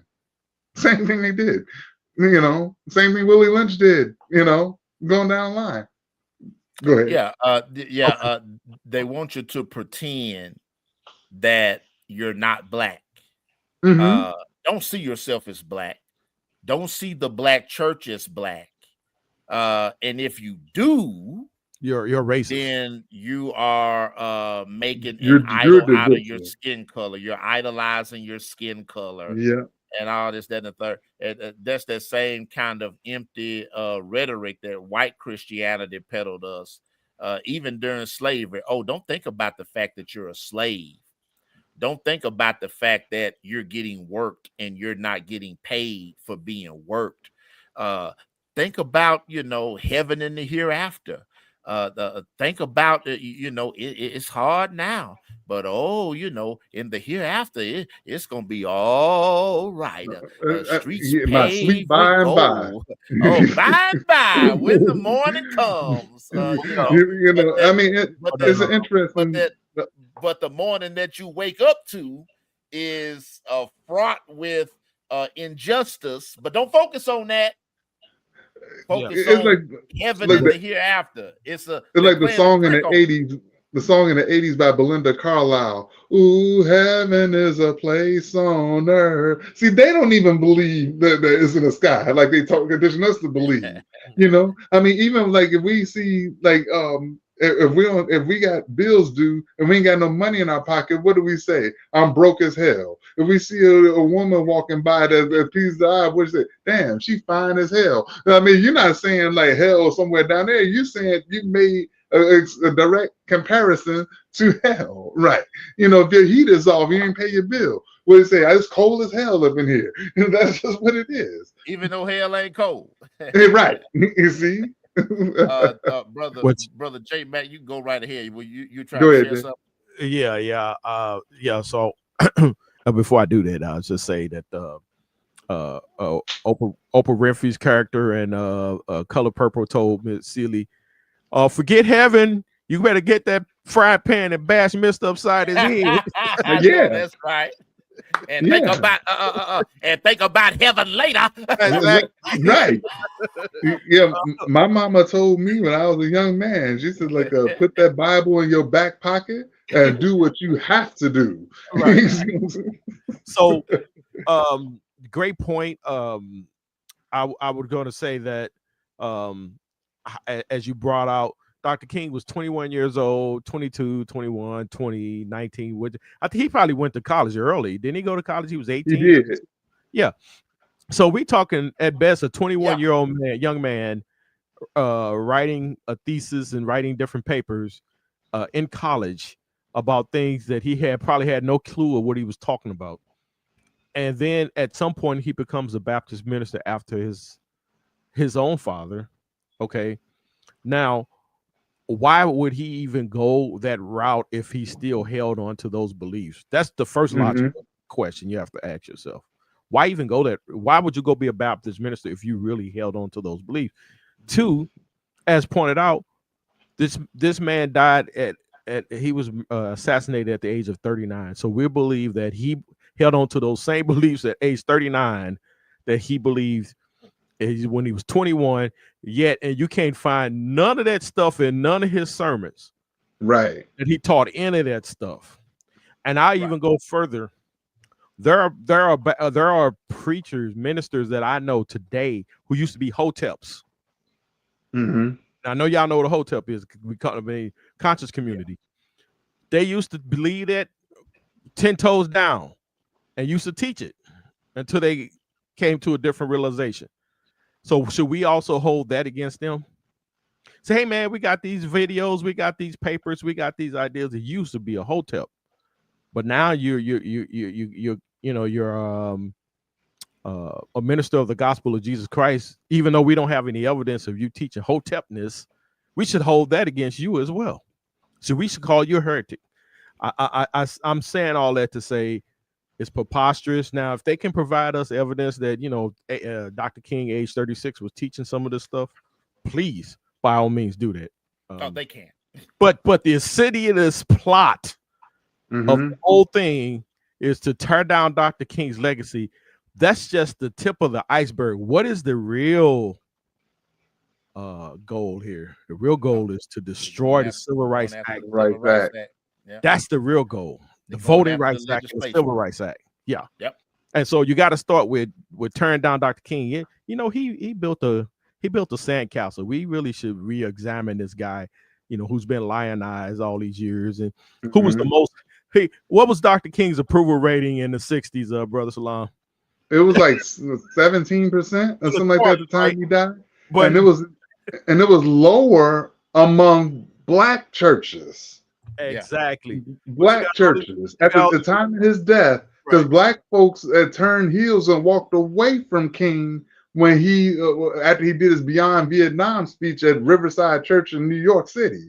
You see, and so like I pulled up documentaries that basically like showed live footage of the climate that existed, you know, during when King when King was giving the speech, right up to Memphis. And in the aftermath of when he died, it literally showed like news footage of King got assassinated at 6:10 in the evening, something like that, and Washington, D.C. was set on fire, Memphis on fire, Chicago on fire, Detroit on fire, Philly on fire. And it started like popping up everywhere. You know, so like to see his approval rating dip like that amongst black people, black churches who the King wrote for y'all throughout. And it was disheartening to see that that's how he had to leave here, knowing that. And then you see folks that are like remixing his legacy to be on the right side of history now. Right. Act like you was down with him from the giddy up at all through and through. When they've always been on the wrong side. So I laugh at the people that like to quote him to try and shut up black people from, you know, complaining about you know, different injustices. They'll try to quote Dr. King, what Dr. King said, or Dr. King would be, or Dr. King would be a Republican, or Dr. King would be a conservative. Dr. King would, I love Dr. King. You wouldn't love Dr. King if you were in the 60s. They actually say he was a Republican, like they put it on billboards. Martin Luther King Jr. that he was a Republican. Like they flat out lie. And gaslight about history is done on purpose. That's why I love this comment here by Brother Victor Smith. White Christian nationalism is on the rise, the new face of KKK. And I would say that it has always been the face of KKK, which is why at their meetings that they burn a cross. They actually burn a cross in their meetings, and they say that when they set the cross on fire, it's the illumination, the light of Christ shining upon them. So they actually have a completely different interpretation of it when they burn a cross amongst themselves versus when they burn one in your yard. They got a completely different thing about it, and that's exactly what Brother Victor Smith says here. Correct, and you know that's exactly what we're dealing with is white Christian nationalism. They've always wanted to make their white supremacy the law of the land because their white supremacy to them is religious. It's religious. All you have to do is look at, for example, the cornerstone speech given by the vice president of the Confederacy at the first Confederate Congress. These folks had created their own country. They had their own Congress, their own president, vice president. They even printed their own money. They printed their own money. The literally succession from the Union. And so the first vice president of the Confederacy laid it out in his cornerstone speech, Alexander Stephens, about what they were seceding for, to preserve the divine truth that the black man is not equal to the white man, but that his natural place according to creation, according to the Bible, is to be subservient to the white race. Laid it out just that plain. You got slavery being religious, white supremacy being religious, It was all baked into their version of Christianity, and it is that version of Christianity that Charlie Kirk promulgated throughout his life. And did you ever hear the white folks who said that they had relatives who fought for the Union Army, and like as if we should be like, pardon me, Sister Kamala, for saying it like this, but you better thank a Union member, like you better thank a Union veteran for freeing y'all as slaves. You know, it's like right. I thought that was interesting that they would say that. I said, but after the war, y'all received pensions. You know, we didn't get compensated at all. Afterwards. So what had really happened is black folks were allowed to fight for the Union because the Union was getting cooked by the Confederacy. If we want to keep it 100, that's why you saw those movies about Andersonville and Antietam. And what's the other one? Antietam, Andersonville. Glory. It's a few others. Say it again. Glory. Yeah. But they talked about like how basically like strong Confederate strongholds where they like had Union prisoners of war, and stuff like that. So like when the Confederacy was giving the Union that business, then they say, you know what? We're going to allow like all the black folks, they signed an order, allow all the black folks to come into the army for the Union and fight for their freedom. And that's when they started doing mop-up duty at that point. So, hey, Brother Charles. They knew that nothing would strike fear in the heart of a Confederate than a black man running at them with a gun and a bayonet. That's right. That's right. And I believe, sadly, there were black folks who fought in the Confederacy too. Well, they few were in number. Well, they weren't fighting in the Confederacy though. Yep. They were actually carrying the ammunition and reloading and performing other duties. Mm-hmm. Hey, Brother Charles, before I play that, that 6-minute montage of Charlie Kirk, I wanted to play a little bit of this other guy, this other brother. Cue it up, J-Mac. And Victor is correct, by the way. What Jesus are they praying to? That's fine. Before you play that, Brother Victor Smith asked a very important question. What Jesus are they praying to? KKK wouldn't pray to an ethnic Christ. Of course they wouldn't, right? Of course not. Imagine the shock when he's coming in the clouds and he looks like one Middle Eastern Jesus comes back. Yeah, Middle Eastern. Imagine they're gonna be like, wait a minute. Oh, hold on. I do have it. I do have it queued up. Charles, go right ahead, brother. It's your word. Go ahead. Okay.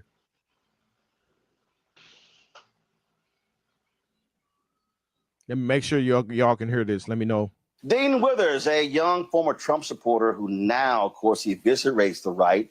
He hosts a podcast called One Woke Teen versus 100 Trump Supporters. Can y'all hear that good? Really? Yep. Share in a recent episode, an encounter while he doesn't believe the GOP, including Donald Trump, can't stand black people. All right. Hey, I just want to be clear here. Republicans hate black people. MAGA hates black people, right? So if you're watching this and you're a black person, MAGA hates you. They hate you. They loathe you. They despise your existence. What's my evidence for this? We've been live for about an hour now.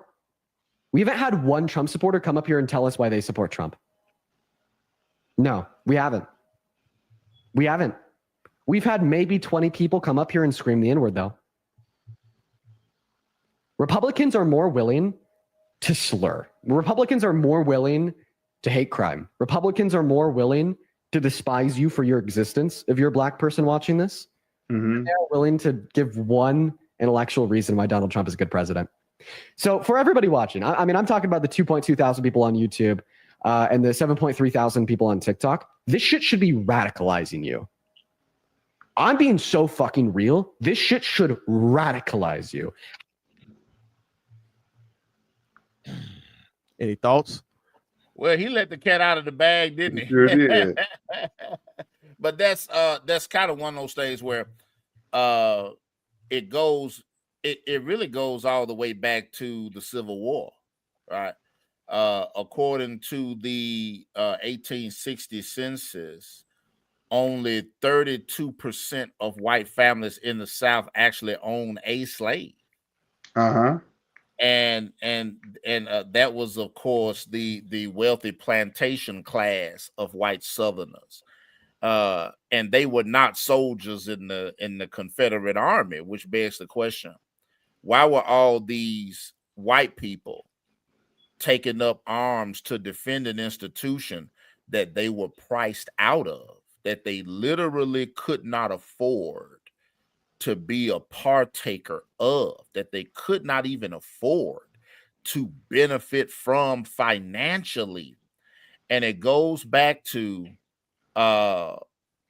because it's against those people that we don't like, we'll roll with it.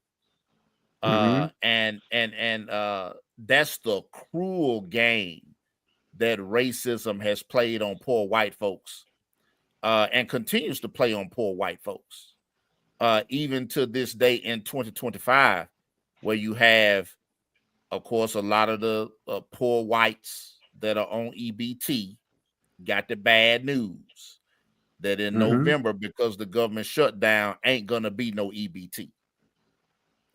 And so now they're wondering how they're gonna eat in November, how they're gonna even have a Thanksgiving this time, with no supplemental food support. But nevertheless, they support Trump and the Republicans. And the Republicans have control of both houses of Congress and the presidency and the Supreme Court. Why they can't avert a shutdown? They got control of everything. So how is it that there's a Republican-led Congress, there's a Republican-led Senate, there's a Republican president, but there's still a shutdown?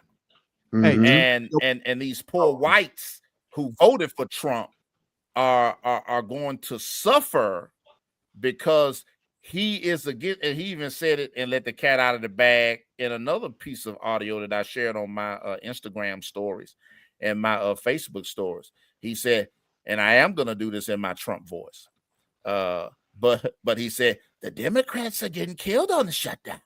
The Democrats are being killed. We're getting rid of these Democrat programs that we never wanted in the first place, and they're not coming back. Hey, What do you think? What do you think these Democrat programs are that they're getting rid of? Food stamps, Affordable Care Act. For these poor white folks, that's how they eat. And for these poor white folks, that's their health care. And you will support Trump, who is going against what you depend on, but because he's causing pain to people you don't like, you roll with it. And it's the same playbook over and over again. Yeah. Yep. 2 minutes of Brother Charles of a video to support what you just said. 2 minutes. Yep. Got it pulled up. Go right ahead. Farmers in Arkansas who are begging for government handouts. Weren't you the crowd that wanted to take away benefits from? Quick question for the farmers in Arkansas who are begging for government handouts. Weren't you the crowd that wanted to take away benefits from hungry school kids? Weren't you guys cheering on the end of USAID? In Arkansas, frustration is boiling over. Many Trump voters are now facing rising prices, lost jobs, and broken promises. What was once hope for economic revival has turned into hardship and doubt. In this video, you'll hear real stories from Arkansans living through the meltdown. Listen closely. The truth is unfolding. I made a video about how I'm moving to California from Arkansas, and there seems to be some confusion on that video.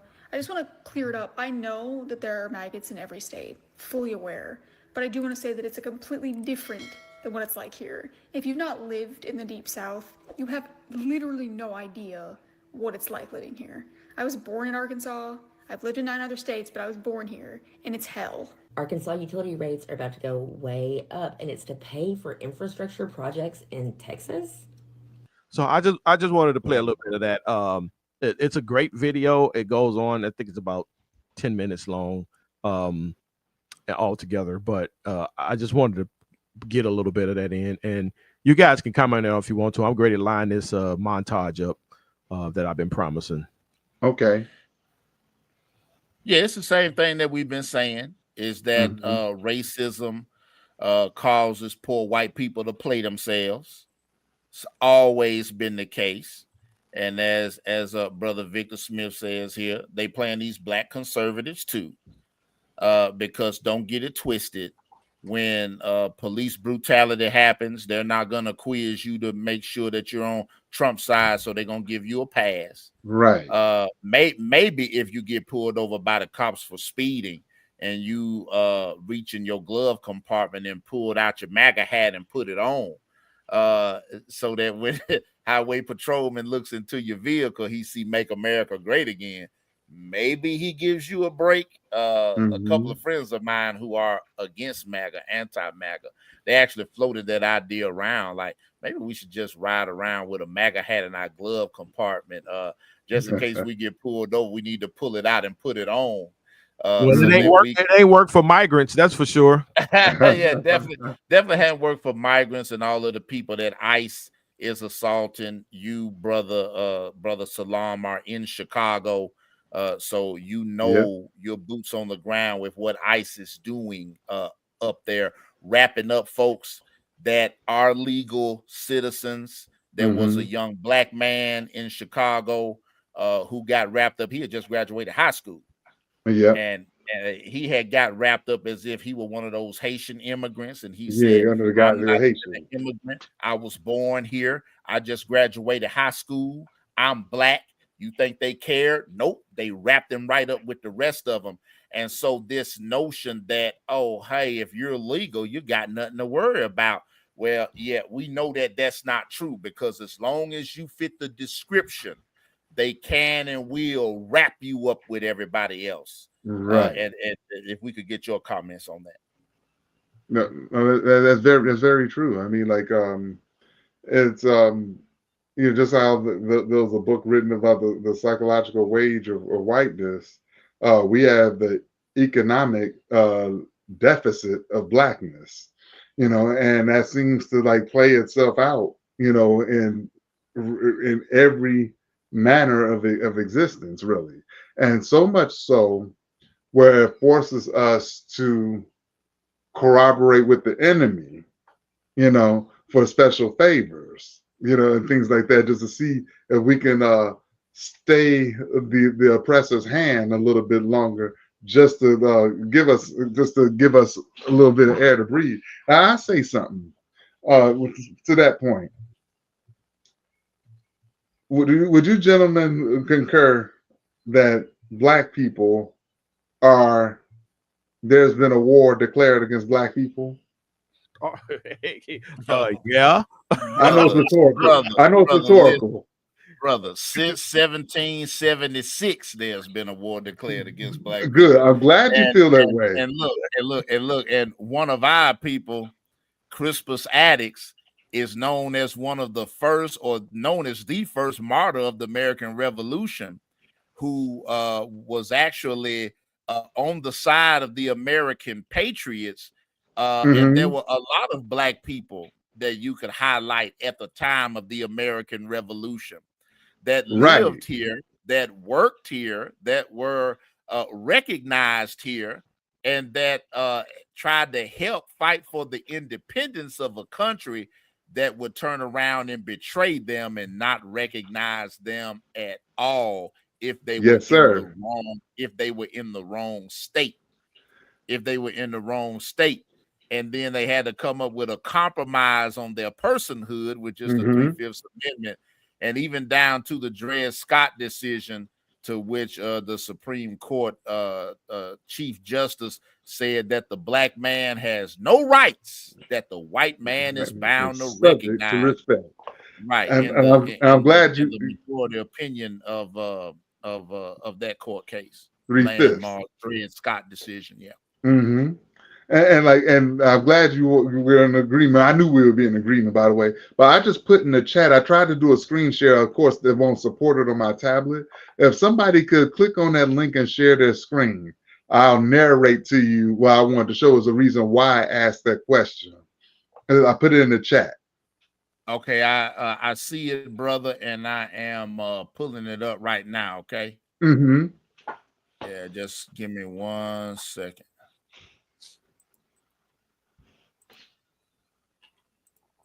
And then once I pull it up, it should give you control over it. It may or may not, but we'll Okay. see. I don't know if it lets me scroll down at all. It won't, Because, but you tell me where I need to go. yeah, just right there. So this is basically, just go up to the top. I'll just say what the site is. So basically, it's the Code of Conduct of the Association of the United States Army. And read the 6 properties right there where it goes, I am an American fighting in the forces that guard my country and our way of life. I am prepared to give my life in that defense. And then here's where it gets interesting.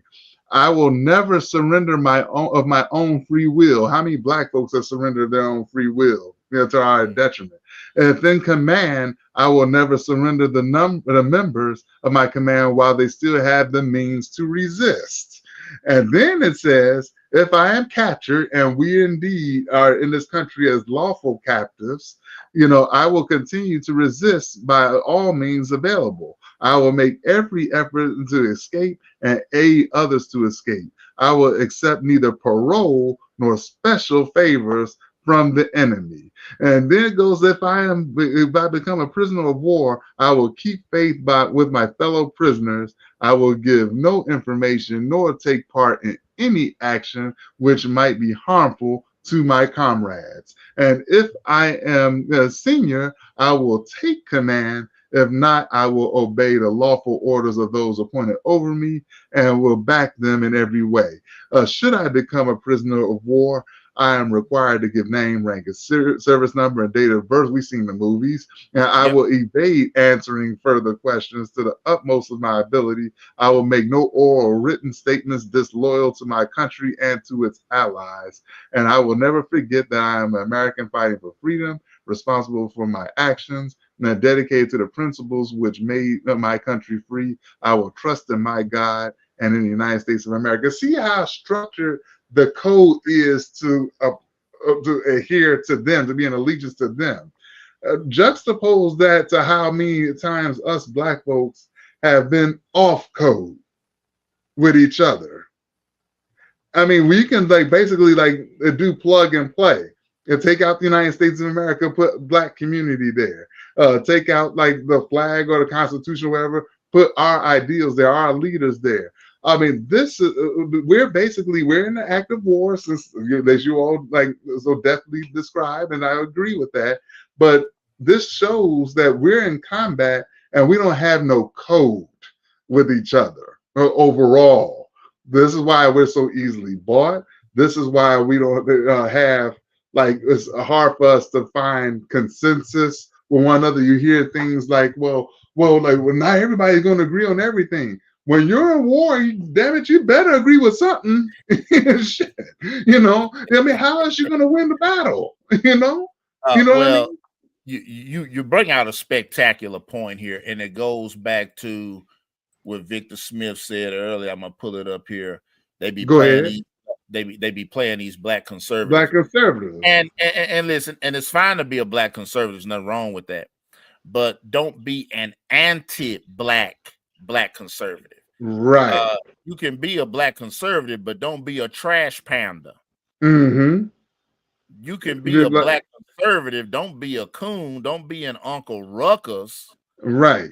Don't be weaponized against black people. That's where the thing. we see that a lot of conservatives who are black have been weaponized by white conservatives against black people. I mentioned it earlier. Black Christians that have been weaponized against Martin Luther King because just of like commentary about his college papers and his alleged affairs or whatever have you. You've been weaponized to attack Martin Luther King's legacy, doing exactly what they want you to do. And this is why Malcolm X stopped criticizing other civil rights leaders in public. This is why in public. This is why Minister Farrakhan, when they tried to get him to go against Jesse Jackson in 1984, and 1984, thank you, 1984, when Jesse Jackson was running for president, they tried to get Minister Farrakhan to go against Jesse Jackson, and they always play these games of trying to get other black people to go against the black people that they want to marginalize, and don't allow yourself to be a tool. Don't allow yourself to be a fool. Exactly. Because listen, that's the code. The devil will make a fool out of you, and you won't even know it. And we got Because the these response is like when you have Charlie Kirk, the response that you'll get is that, well, when you assert that correctly, albeit that he is racist and he's a white supremacist. No, he's not. And what do? He sent 50 black people to Washington, D.C. For a conference. Those were 50 lawful captives of white supremacy. Those weren't just 50 black people. You know what I mean? And so they clearly, those codes that I just rattled off of the United States Army lived by, they were clearly antithetical with that as it pertains to being on code with us. They brought out Candace Owens and showing a video clip of Charlie Kirk lip syncing R. Kelly in karaoke fashion to make us think, Charlie's all right. Yeah, to make it look at like the optics of it, to make it look like, okay, they know how to we've seen these games before. They'll sing our music or they'll eat our cuisine. They'll swear that they ate greens before, or they've been to the hood before. They got hot sauce in the back. We've seen these games before that had people be gaming us on both sides of the aisle for that matter. But the thing about it is they serve as lawful captives at our peril. And recite the Fresh Prince of Bel-Air. Yeah. She didn't even get that right. And then look, and we'll see white folks doing some cutesy stuff with black culture. Oh, you get a pass to the cookout. You get to go to the cookout. Listen, we need to shut the invites to the cookout down, because we got to do a purge of all the folks that we've invited to the cookout. I hear black people telling me this all the time in wake of this Charlie Kirk stuff. They say we never knew that we were surrounded by racists until the Charlie Kirk stuff came out. You had white Christian preachers and pastors that were in fellowship with other white Christian preachers or pastors who were white evangelicals, and all they've ever talked about was their agreement on doctrine. They never really touched on social issues. And then when the things start to come up and come out, and it becomes a conversation piece, especially after Charlie Kirk got assassinated, and then they tried to make Charlie Kirk like an apostle of Christ. And tried to make Charlie Kirk a Christian martyr. And no, that's not me using hyperbole. That's verbatim what they said. The actuality. That Charlie Kirk is quote unquote like one of Jesus's apostles, and Charlie Kirk is quote unquote a Christian martyr. And then when we push back on that, we got the backlash, or we got the white lash rather. And then a lot of people saw like, wow, like I didn't know that the people around me felt this way. And I want to comment on this too. This comment from one of our YouTube listeners, Mr. JB73. He says, that's what I've always admired about you, Charles. You were right-leaning, but never played with Dixie. Yeah, I ain't never played with Dixie. And when he said right-leaning is accurate, because when the Tea Party came out, I gave some speeches at some tea parties because I'm a buff about, lowering taxes. I'm a big Second Amendment guy. So I've given some speeches to the Rifle Association, met with them. So I've done some of these things. off and on, especially when I was on the radio as a conservative talk show host, and that I was on a television debating politics on the local Fox affiliate here, Fox 13 here in Memphis, Tennessee. Shouts out Fox 13. And so, but whenever I encounter Dixie, like I always like, oh no, I'm not doing that. I don't play with Dixie, and Dixie don't play with me. And whenever social issues came out, I would definitely be on the right side of history and the right side of social issues, which got me into hot water with a lot of the conservatives. And when they realized that they couldn't weaponize me to go against black people and they couldn't control me, that's when they, separated themselves from my company. That's when they disavowed me, separated themselves from my company. All of a sudden, I wasn't getting any phone calls. All of a sudden, I didn't have people purchasing ads on my radio show, which is, of course, the kiss of death if you're on the radio. If your ad purchases take a hit, then you're no longer on the air unless you can fund your radio show out of your pocket, which I could not do because I ain't rich yet. But I was like unable to do so. So that's why I'm no longer on the radio. That's why I left it. That's why I had to get off the air. And that was them, of course, taking punitive action against me for not towing the line, which I make no apologies for. Because all money ain't good money. As I teach my children, all money ain't good money. And as I showed them, I cannot be bought. I cannot be bought. I'm not a sellout. I'm not a trash panda. I don't play in the trash, and I'm not gonna go in the trash and sling it on my people because that's what you want me to do. I'm not gonna do that. And so there it is. And yes, as he points out, a lot of the right-leaning church folks, they attack me, and they still attack me daily on my social media. I see it. For not. I know who this is. And they just and in his last comment that he made was really on point. They love our rhythm, but don't want our blues. That's true. Ain't that the truth? But you other brothers feel free to comment. But before you do, I do love this, how you pointed out this code of conduct for these soldiers, because this is how black people need to be with each other. Because we're at war. Each other's back like this, because it is a war on us. Black survival is literally on the line. Absolutely. And you got to decide where you stand as a black person. That's right. Yeah. So that is feel free to the listeners, feel free to disseminate that. Like if you're in alignment like that, that's where I'm at. I don't need to be at the head. I don't need to be the talking head. Just so what we can do to unite and bring our gifts together and then build out from that. Like I said, like I'm from Chicago. I live in LA now. Let me know, like get to me how I can be of service. And we can get to this point where we can solve our problems. Slightly off topic, but to that code is, I've been thinking long and heavy about this. Jay, I think I may have talked to you about this, but since Brother Charles is here, in light of our missing black girls, missing children and things like that, what's to say we know the cops and the authorities don't care nothing about our lives, the lives of our women, the lives of our children. I don't know how this could be, but maybe this can be a bugle horn to start where you are with what you can control, to see what we can do to either take the folks of us who have law enforcement experience, military expertise,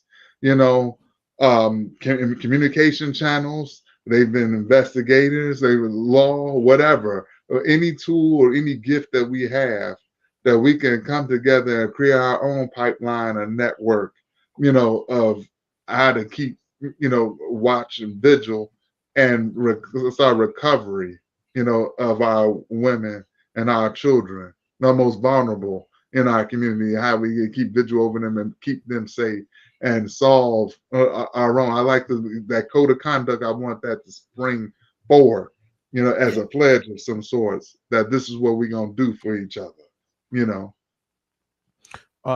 that's I'm all for that, brother. And I don't exactly know I know it's bass, but maybe the idea. I just wanted to I don't exactly know where to start, but I do know there are brothers who know how to organize stuff like this. Noah definitely know how to get some stuff organized, and brother Noah, okay.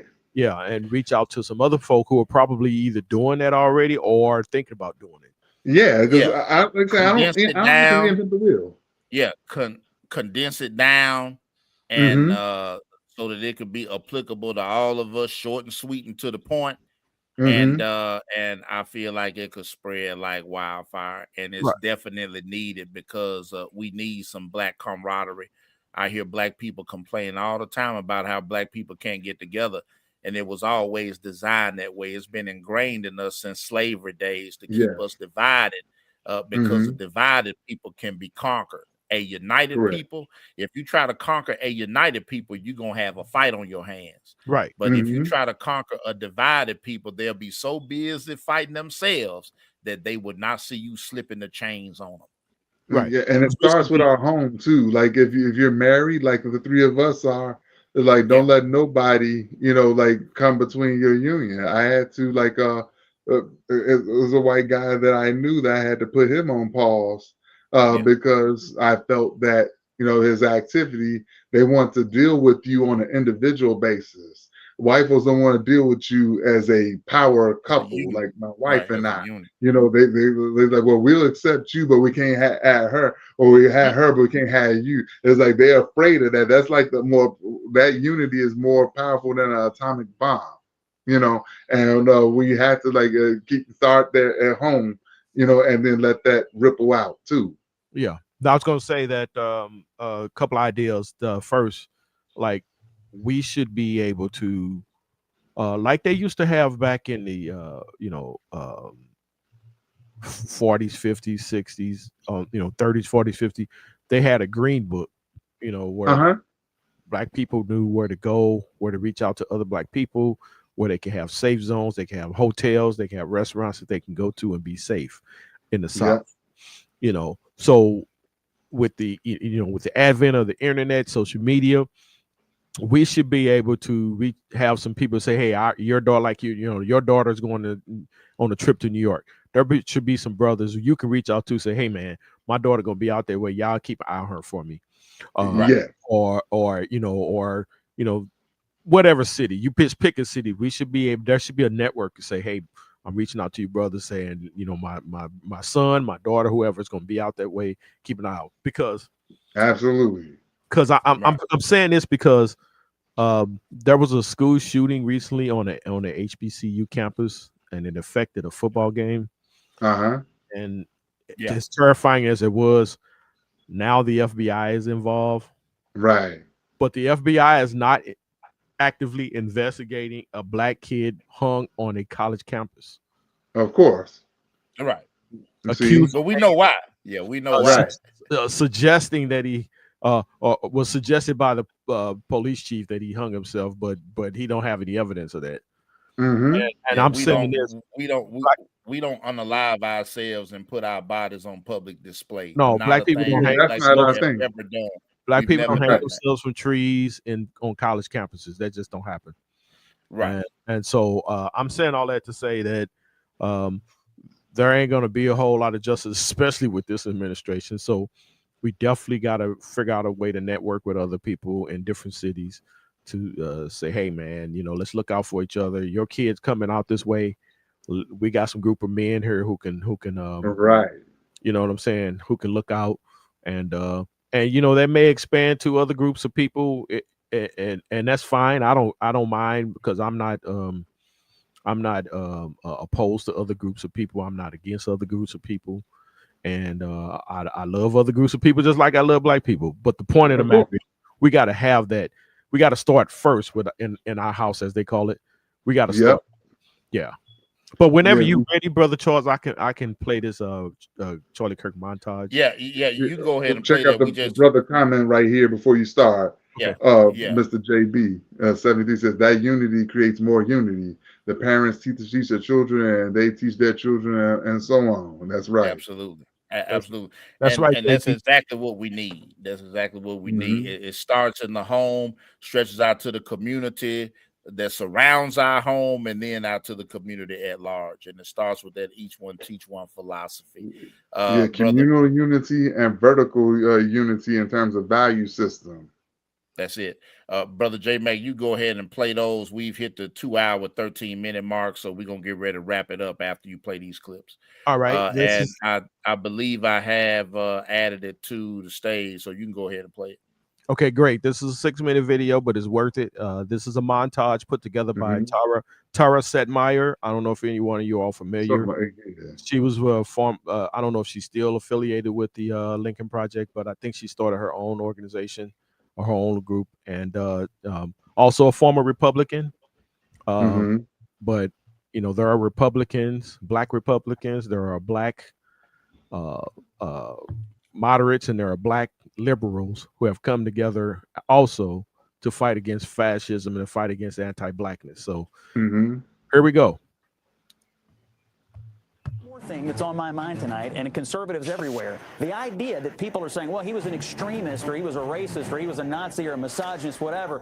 Charlie Kirk was a mainstream conservative Republican. He had views that are held by tens of millions of people, including more than half the country in the last election.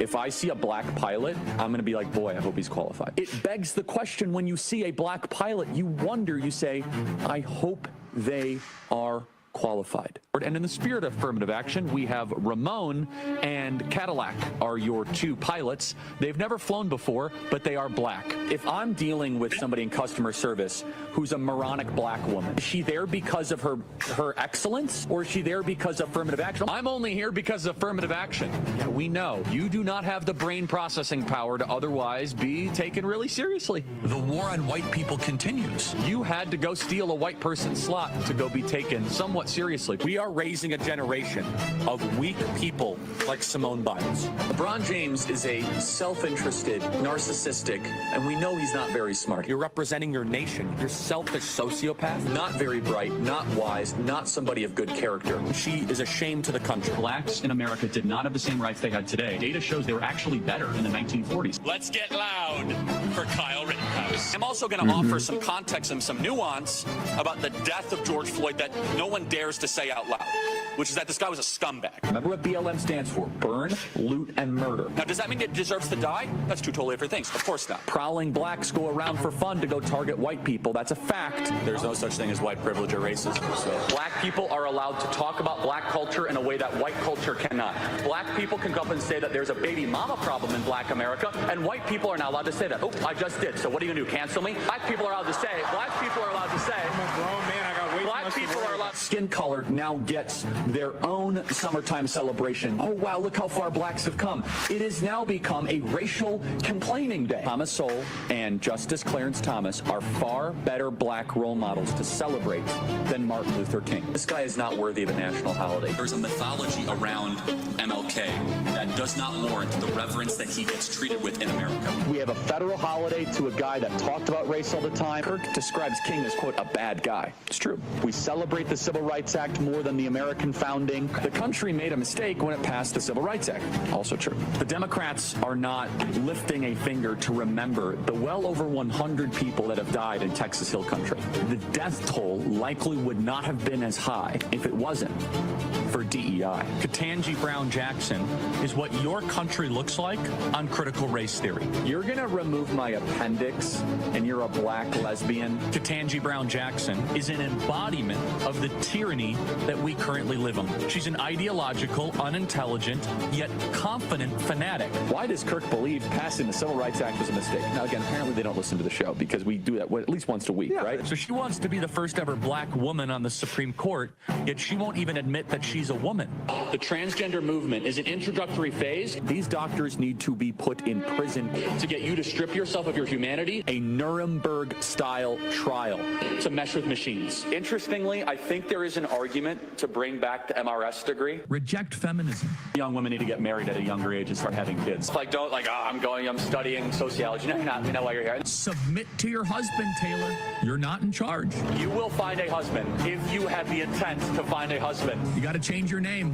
If not, you don't really mean it. Democrat women want to die alone without children. A lot of them are on birth control too, and birth control like really screws up female brains, by the way. That's really rich. I didn't know women not to complain 50 years ago. That's funny. We should tell them to stop freezing their eggs and start finding their partner earlier and have lots of babies. Every single one of you need to make sure that your loved ones are not on birth control. So materially insane to think that 1 in 5 American women will be raped in their life. It is, I agree. No, meaning that they're lying about being raped. You're comparing abortion to the Holocaust. Absolutely I am. In fact, it's worse. It's worse. Because Jewish donors have been the #1 funding mechanism of radical, open border, neoliberal, quasi-Marxist policies. By the way, this is my other problem with death penalty. It takes too long, too many appeals. It should be public, it should be quick, it should be televised. At what age should you start to see public execution? 16. I think you could do it earlier. I think you maybe at age 12. I want to watch that execution. That'll make my day better. A lot. I mean, Joe Biden is a bumbling, dementia-filled, Alzheimer's, corrupt tyrant who should honestly be put in prison and or given the death penalty for his crimes against America. The Democrat Party believes everything that God hates. Like, we're dealing with maggots, vermin, and swine here. These are not good people. They're not even a little bit good. In fact, I know people that went to Haiti passively as like agnostic atheists, and they came back searching for Jesus because they saw like legit demonic activity. Kamala Harris wants to see the elimination of the United States of America. Democrat Party supports everything that God hates. There's not much you can do, folks. You have a government that hates you. You have a traitor as the president. Buy weapons. I keep on saying that. As top Republicans reject any link between GOP rhetoric and Paul Pelosi assault. If some amazing patriot out there in San Francisco wants to really be a midterm hero, someone should go and bail this guy out. Native-born Americans, you better buy weapons, everybody. Have a lot of guns at your disposal. I would never leave your home without a weapon. I think it's worth to have a cost of, unfortunately, some gun deaths every single year so that we can have the Second Amendment to protect our other God-given rights. We actually need looser gun laws because I think that Oh, yeah. They said we have more guns at the Turning Point HQ than you can imagine. Yeah, if anyone ever tries to come, that will not end well. Oh, no. Imagine the world without Joy Reid. Imagine the world without Sheila Jackson Lee or Michelle Obama or Ketanji Brown Jackson. I am channeling the emotions of millions of conservatives who are angry. They knew Charlie. They loved Charlie. They view Charlie as a mainstream conservative Republican.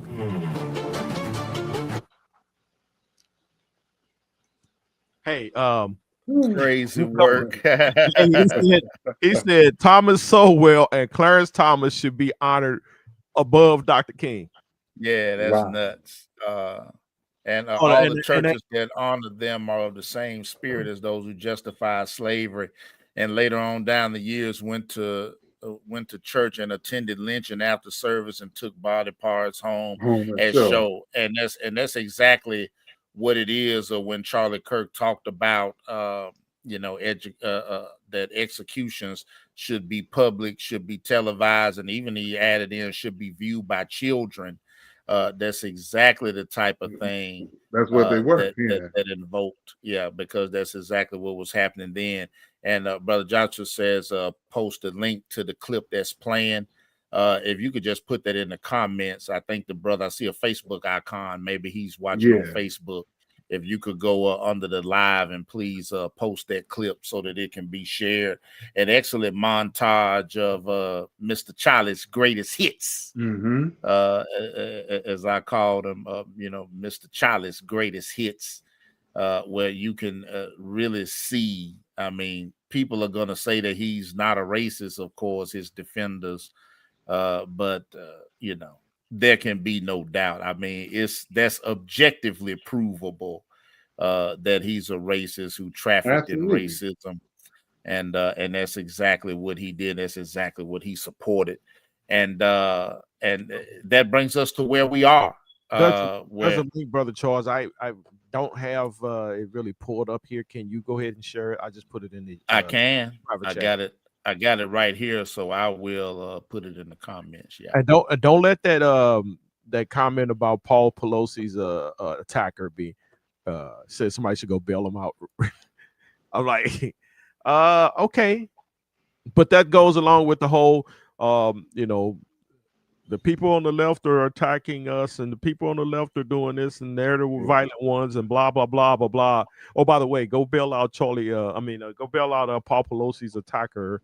Let's go and blame HB. Let's go and blame black people, and let's go attack HBUs for Charlie Kirk's death.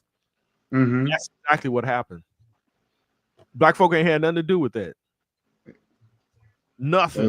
Again, assigning criminal activity to us has been the go-to thing. Remind me, like, what 30 years ago, when the woman Susan Smith, when she was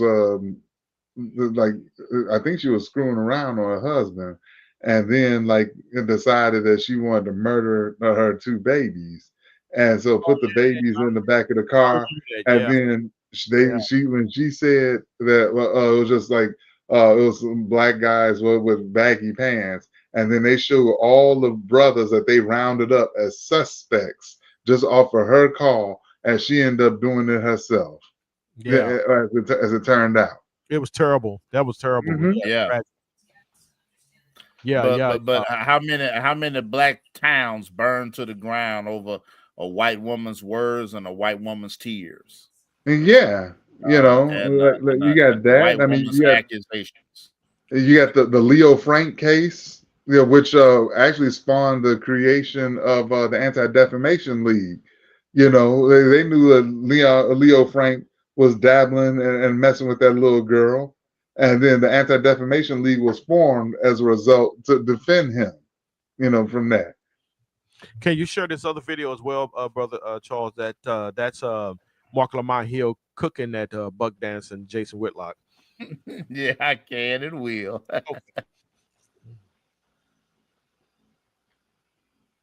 He's an outstanding brother too. My grandfather, man, when they were from the South, man, they used to go hunting rabbits and raccoons and all kind of stuff. So cooking a raccoon is something that I've seen done, but I'm telling you, man, Mark Lamont Hill got that dude good.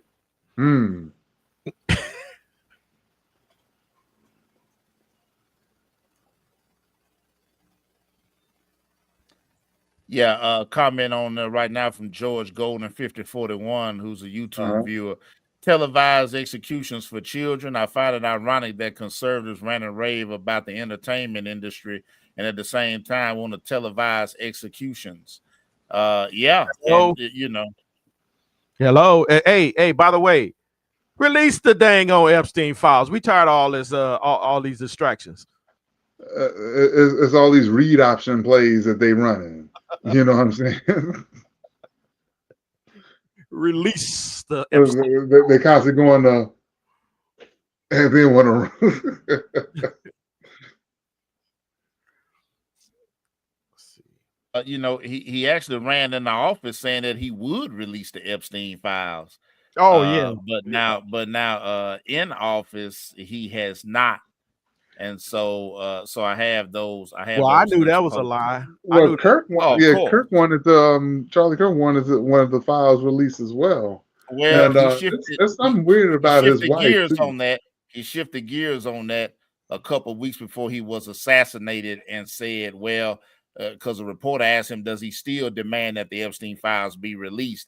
And he said, well, he's at the point right now where he's just going to trust the government that they'll do what's best. And I was like, yeah, I bet you are. Yeah, right. Yeah, I bet. Because we know what it is.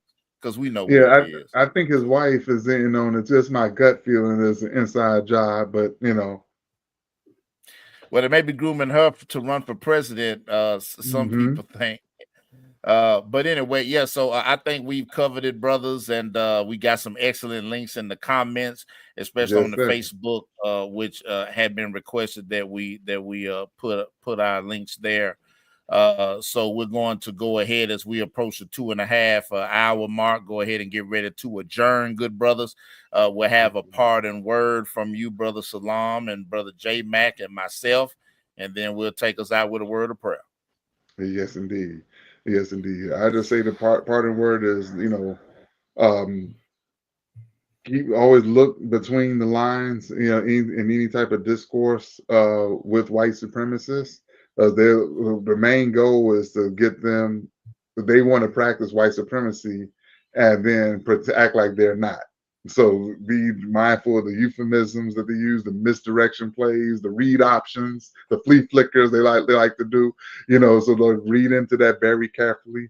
Do your homework. Don't be afraid to use scholarship to combat it. That'll usually basically fizzle the noise down, from them with scholarship. Every time you use scholarship to, combat white supremacy, then the crash out happens. One such example that I let alone of the young brother down in Florida who got hemmed up by the cops, and then for not turning on his headlights. And I went toe to toe. It was like I felt like I was like General Braddock taking them out one by one. And they kept saying, "Well, it was inclement weather. It was inclement weather." Newsflash: icy road conditions is inclement weather, but they don't impair visibility. And the example that I kept going with was, if you take a shower and you get out of the shower, you have water on your body. Does the water on your body mean you're still in the shower? No, it doesn't. So that's just such an example, and they just crash out on that kind of stuff. So, not like I said, nothing too deep. And you have a bright audience, Brother Charles. And the right gifted audience, and they'll know how to take this battle, to white supremacy, and keep hurling stones at it to knock the brains out. And that's what we're gonna do, man. That's what we're gonna do. I'm glad to be a part of the space and share space and time with you brothers. So I'll kick it over to Brother Jay. All right, yeah, thanks, man. I was just thinking about a couple of things, and I was thinking about too when Damon Richardson and friends did their live on Charlie Kirk. They did a couple of lives, but then I think the last one they were playing some self-loathing black people, and that one guy there was a guy named Virgil who just, oh man, he can go on and never come back. But this Chad O. Jackson dude, who literally was whitewashing the Confederacy, was sickening, man, and in front of a white audience, and it was just sickening watching that, man. But I've seen, from Damon and them, from other Christians and other people who call these things out. We're told in the Christian community not to complain. We basically, what they're doing is they're chastising the victims of racism.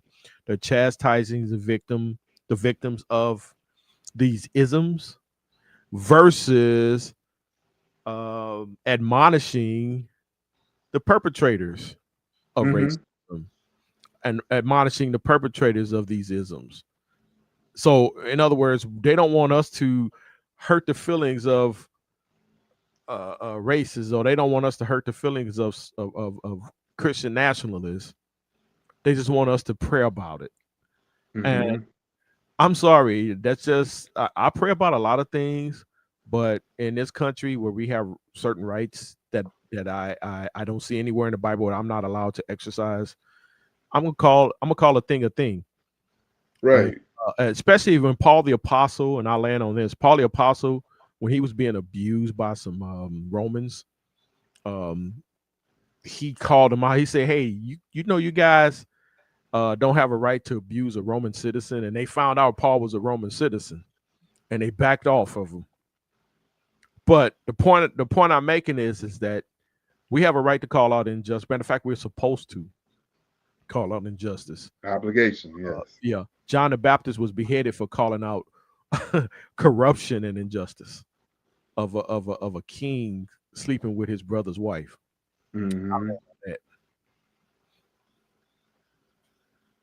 Absolutely. And I want to really highlight the fact, especially for my white evangelical conservatives and my black conservatives who are Christians, that a lot of these political figures that they tried to hype you up to believe in, they really were racist. Yeah. You know, the Republican Party is called the Party of Reagan. Charlie Kirk's got a lot of great things to say about Ronald Reagan. Every conservative that you know got great things to say about Ronald Reagan. Ronald Reagan was a racist. He was a racist when he started running for president. He was a racist while he was president. He was a racist before he was running for president. And there was an audio tape that proved it. And it didn't come out in the campaign trail because it was hidden. They hid it. They hid the tape. Ronald Reagan being racist was recorded in the 70s. Imagine if it could have dropped while he was running for president in the 80s. History could be different. They kept this hidden. They even kept it hidden until after he died. Right. They kept it hidden. It finally came out. I want to play that for you just because some of y'all have never heard it. And it ties into what I'm trying to show you is that they will try to get you as a Christian and a black Christian especially to support people who are racist and pretend like they are not racist. Yes. So here's the Gipper in his own words. And last night, I tell you, to watch that thing on television as I did, to see those monkeys from those African countries, damn them, they're still uncomfortable wearing shoes. Well, and then the tail wags the dog there, doesn't it? Yeah. The tail wags the dog. I, for example, just had a call from Reagan, California, and he's been out there and so forth, and as you can imagine, there's strong feeling that we just shouldn't. As he said, he saw these cannibals on television last night, and he said they weren't even wearing shoes, and he says here the United States is going to submit its fate to that, and so forth and so on, and but that's typical of a reaction, which is probably quite strong. Didn't want those monkeys, those cannibals, they just got used to wearing shoes. Right. And they were so angry about these black people being a part of the United Nations and having a vote that could affect the fate of the United States. See, this is how racist they are and how opposed they are to black people having a say. Yes. But you got black people that carried the water for Reagan. Yeah. Uncle Clarence Thomas. Uncle Clarence carried the water for Ronald Reagan. And to Ronald Reagan, Uncle Clarence was a monkey. Right. To Richard Nixon, he's a cannibal. Just now getting used to wearing shoes. In other words, we in the jungle. We like jungle animals. Right. That's what we're dealing with. And I want to share one other piece of audio for you because the guy that put lipstick on a pig with these white racist politicians, conservative Republican politicians that are racist is his name is Lee Atwater. He was the campaign manager for Nixon and Ronald Reagan. Southern Strategy. So both of the politicians that were just on the phone, being racist toward black people on the phone with each other, they had the same campaign manager. And the campaign manager, Lee Atwater, explains in vivid detail how to put lipstick on this racist pig to dress this thing up. Right. I'm going to let him explain it to you. Go ahead. I'm going to let him explain it to you. So I want don't forget that Reagan also. I want to play that audio. Yeah, I was going to say, don't forget that Reagan also changed the gun law, had the gun laws in the California changed once the for that. The 1967. Panthers started exercising once their Second Amendment rights. Once the Black Panthers started exercising it, because for white it's right, and for black it's not that. Right. We know how the game is played. Here's Lee Atwater. Here's how I would approach that issue as a statistician or a political scientist, or no, as a psychologist, which I'm not, is how abstract you handle the race thing. In other words, you start out, and now y'all aren't quoting me on this. You start out in 1954 by saying nigger, nigger, nigger. By 1968, you can't say nigger. That hurts you, it backfires. So you say stuff like forced busing, states' rights, and all that stuff. And you're getting so abstract now. You're talking about cutting taxes, and all of these things you're talking about are totally economic things. And the byproduct of them is blacks get hurt worse than whites. And subconsciously, maybe that is part of it. I'm not saying that, but I'm saying that if it is getting that abstract and that coded, that we're doing away with the racial problem one way or the other. You follow me?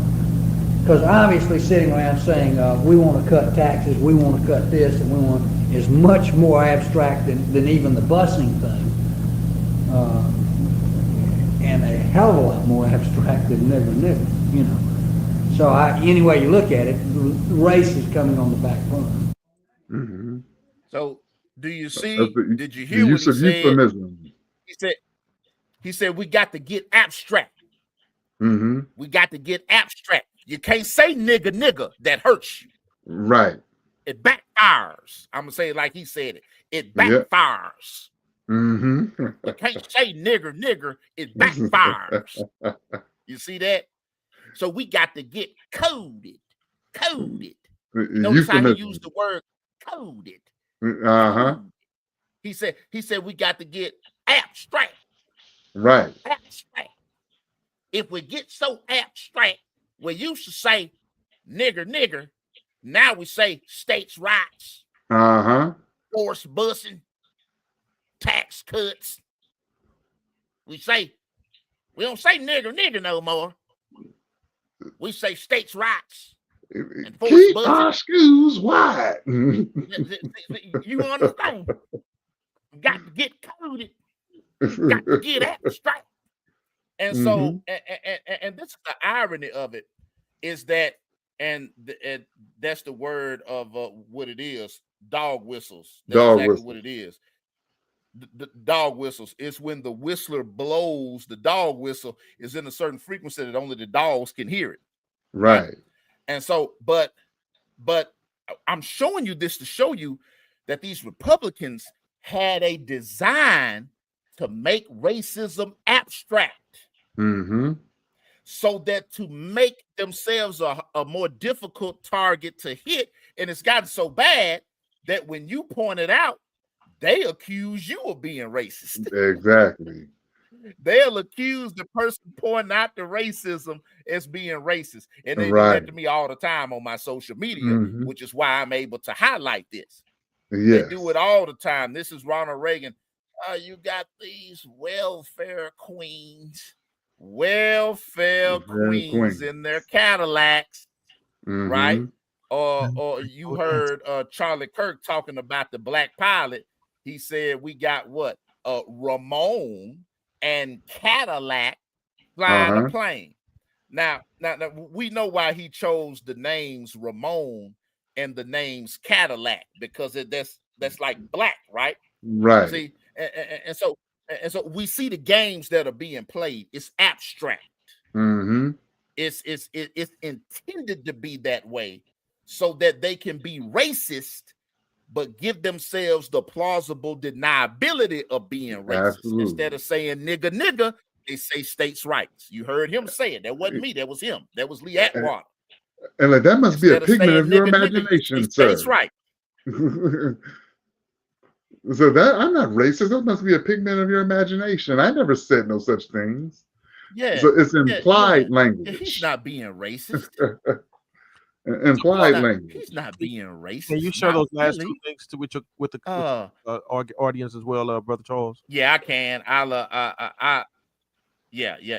I'll put those two links on the page so that people can go and hear it and then share it, because that's what we've been trying to explain to you the whole time that we've been on with this topic, is that it's coded in a sense to where if you're unfamiliar with the context historically, that you'll go right along with, no, you know, Charlie Kirk wasn't really a racist, because he's using those abstractions that Lee Atwater talked about, because that generation of conservatives that Rush Limbaugh came out of, they are the people that taught and trained Charlie Kirk.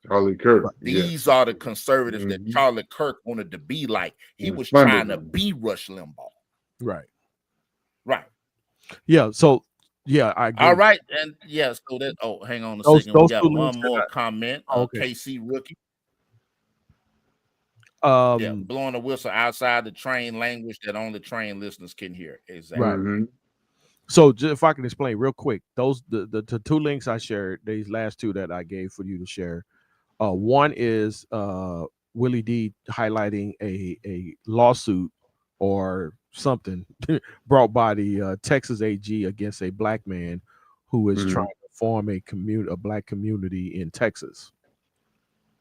And the second link is an all-white community in Arkansas that nobody's bothering.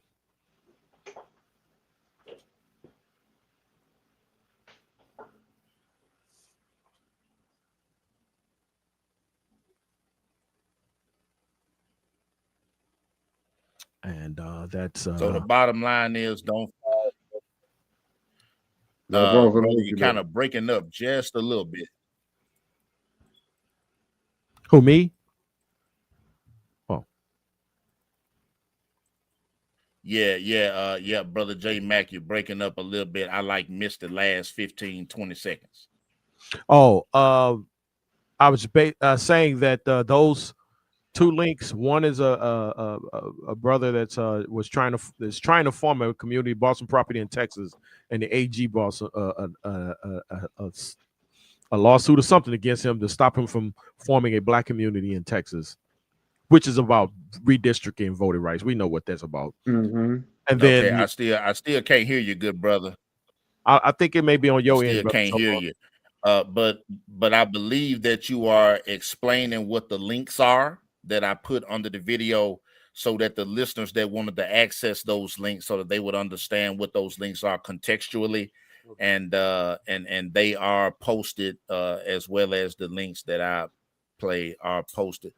So guys, we're at the 2-hour 45-minute mark, so I'm gonna go ahead and we're gonna prepare to get off. I'm gonna lead us in a word of prayer, and then we're gonna pray for the listeners, pray for the people not to get suckered and hoodwinked into this propaganda that we have going on, and to eventually, completely reject the false gospel of Christian nationalism and the white supremacy that undergirds it. God, our Father, we're so grateful and thankful for this fellowship together.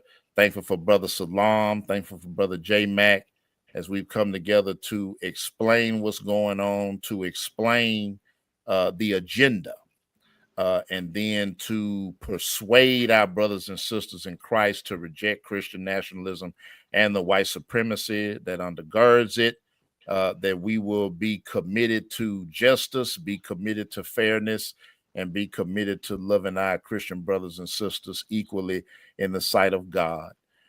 We pray for the peace in the body of Christ, and that these divisions that have been caused by these divisive individuals, and that we will seek unity in you, that unity that can only be found in you.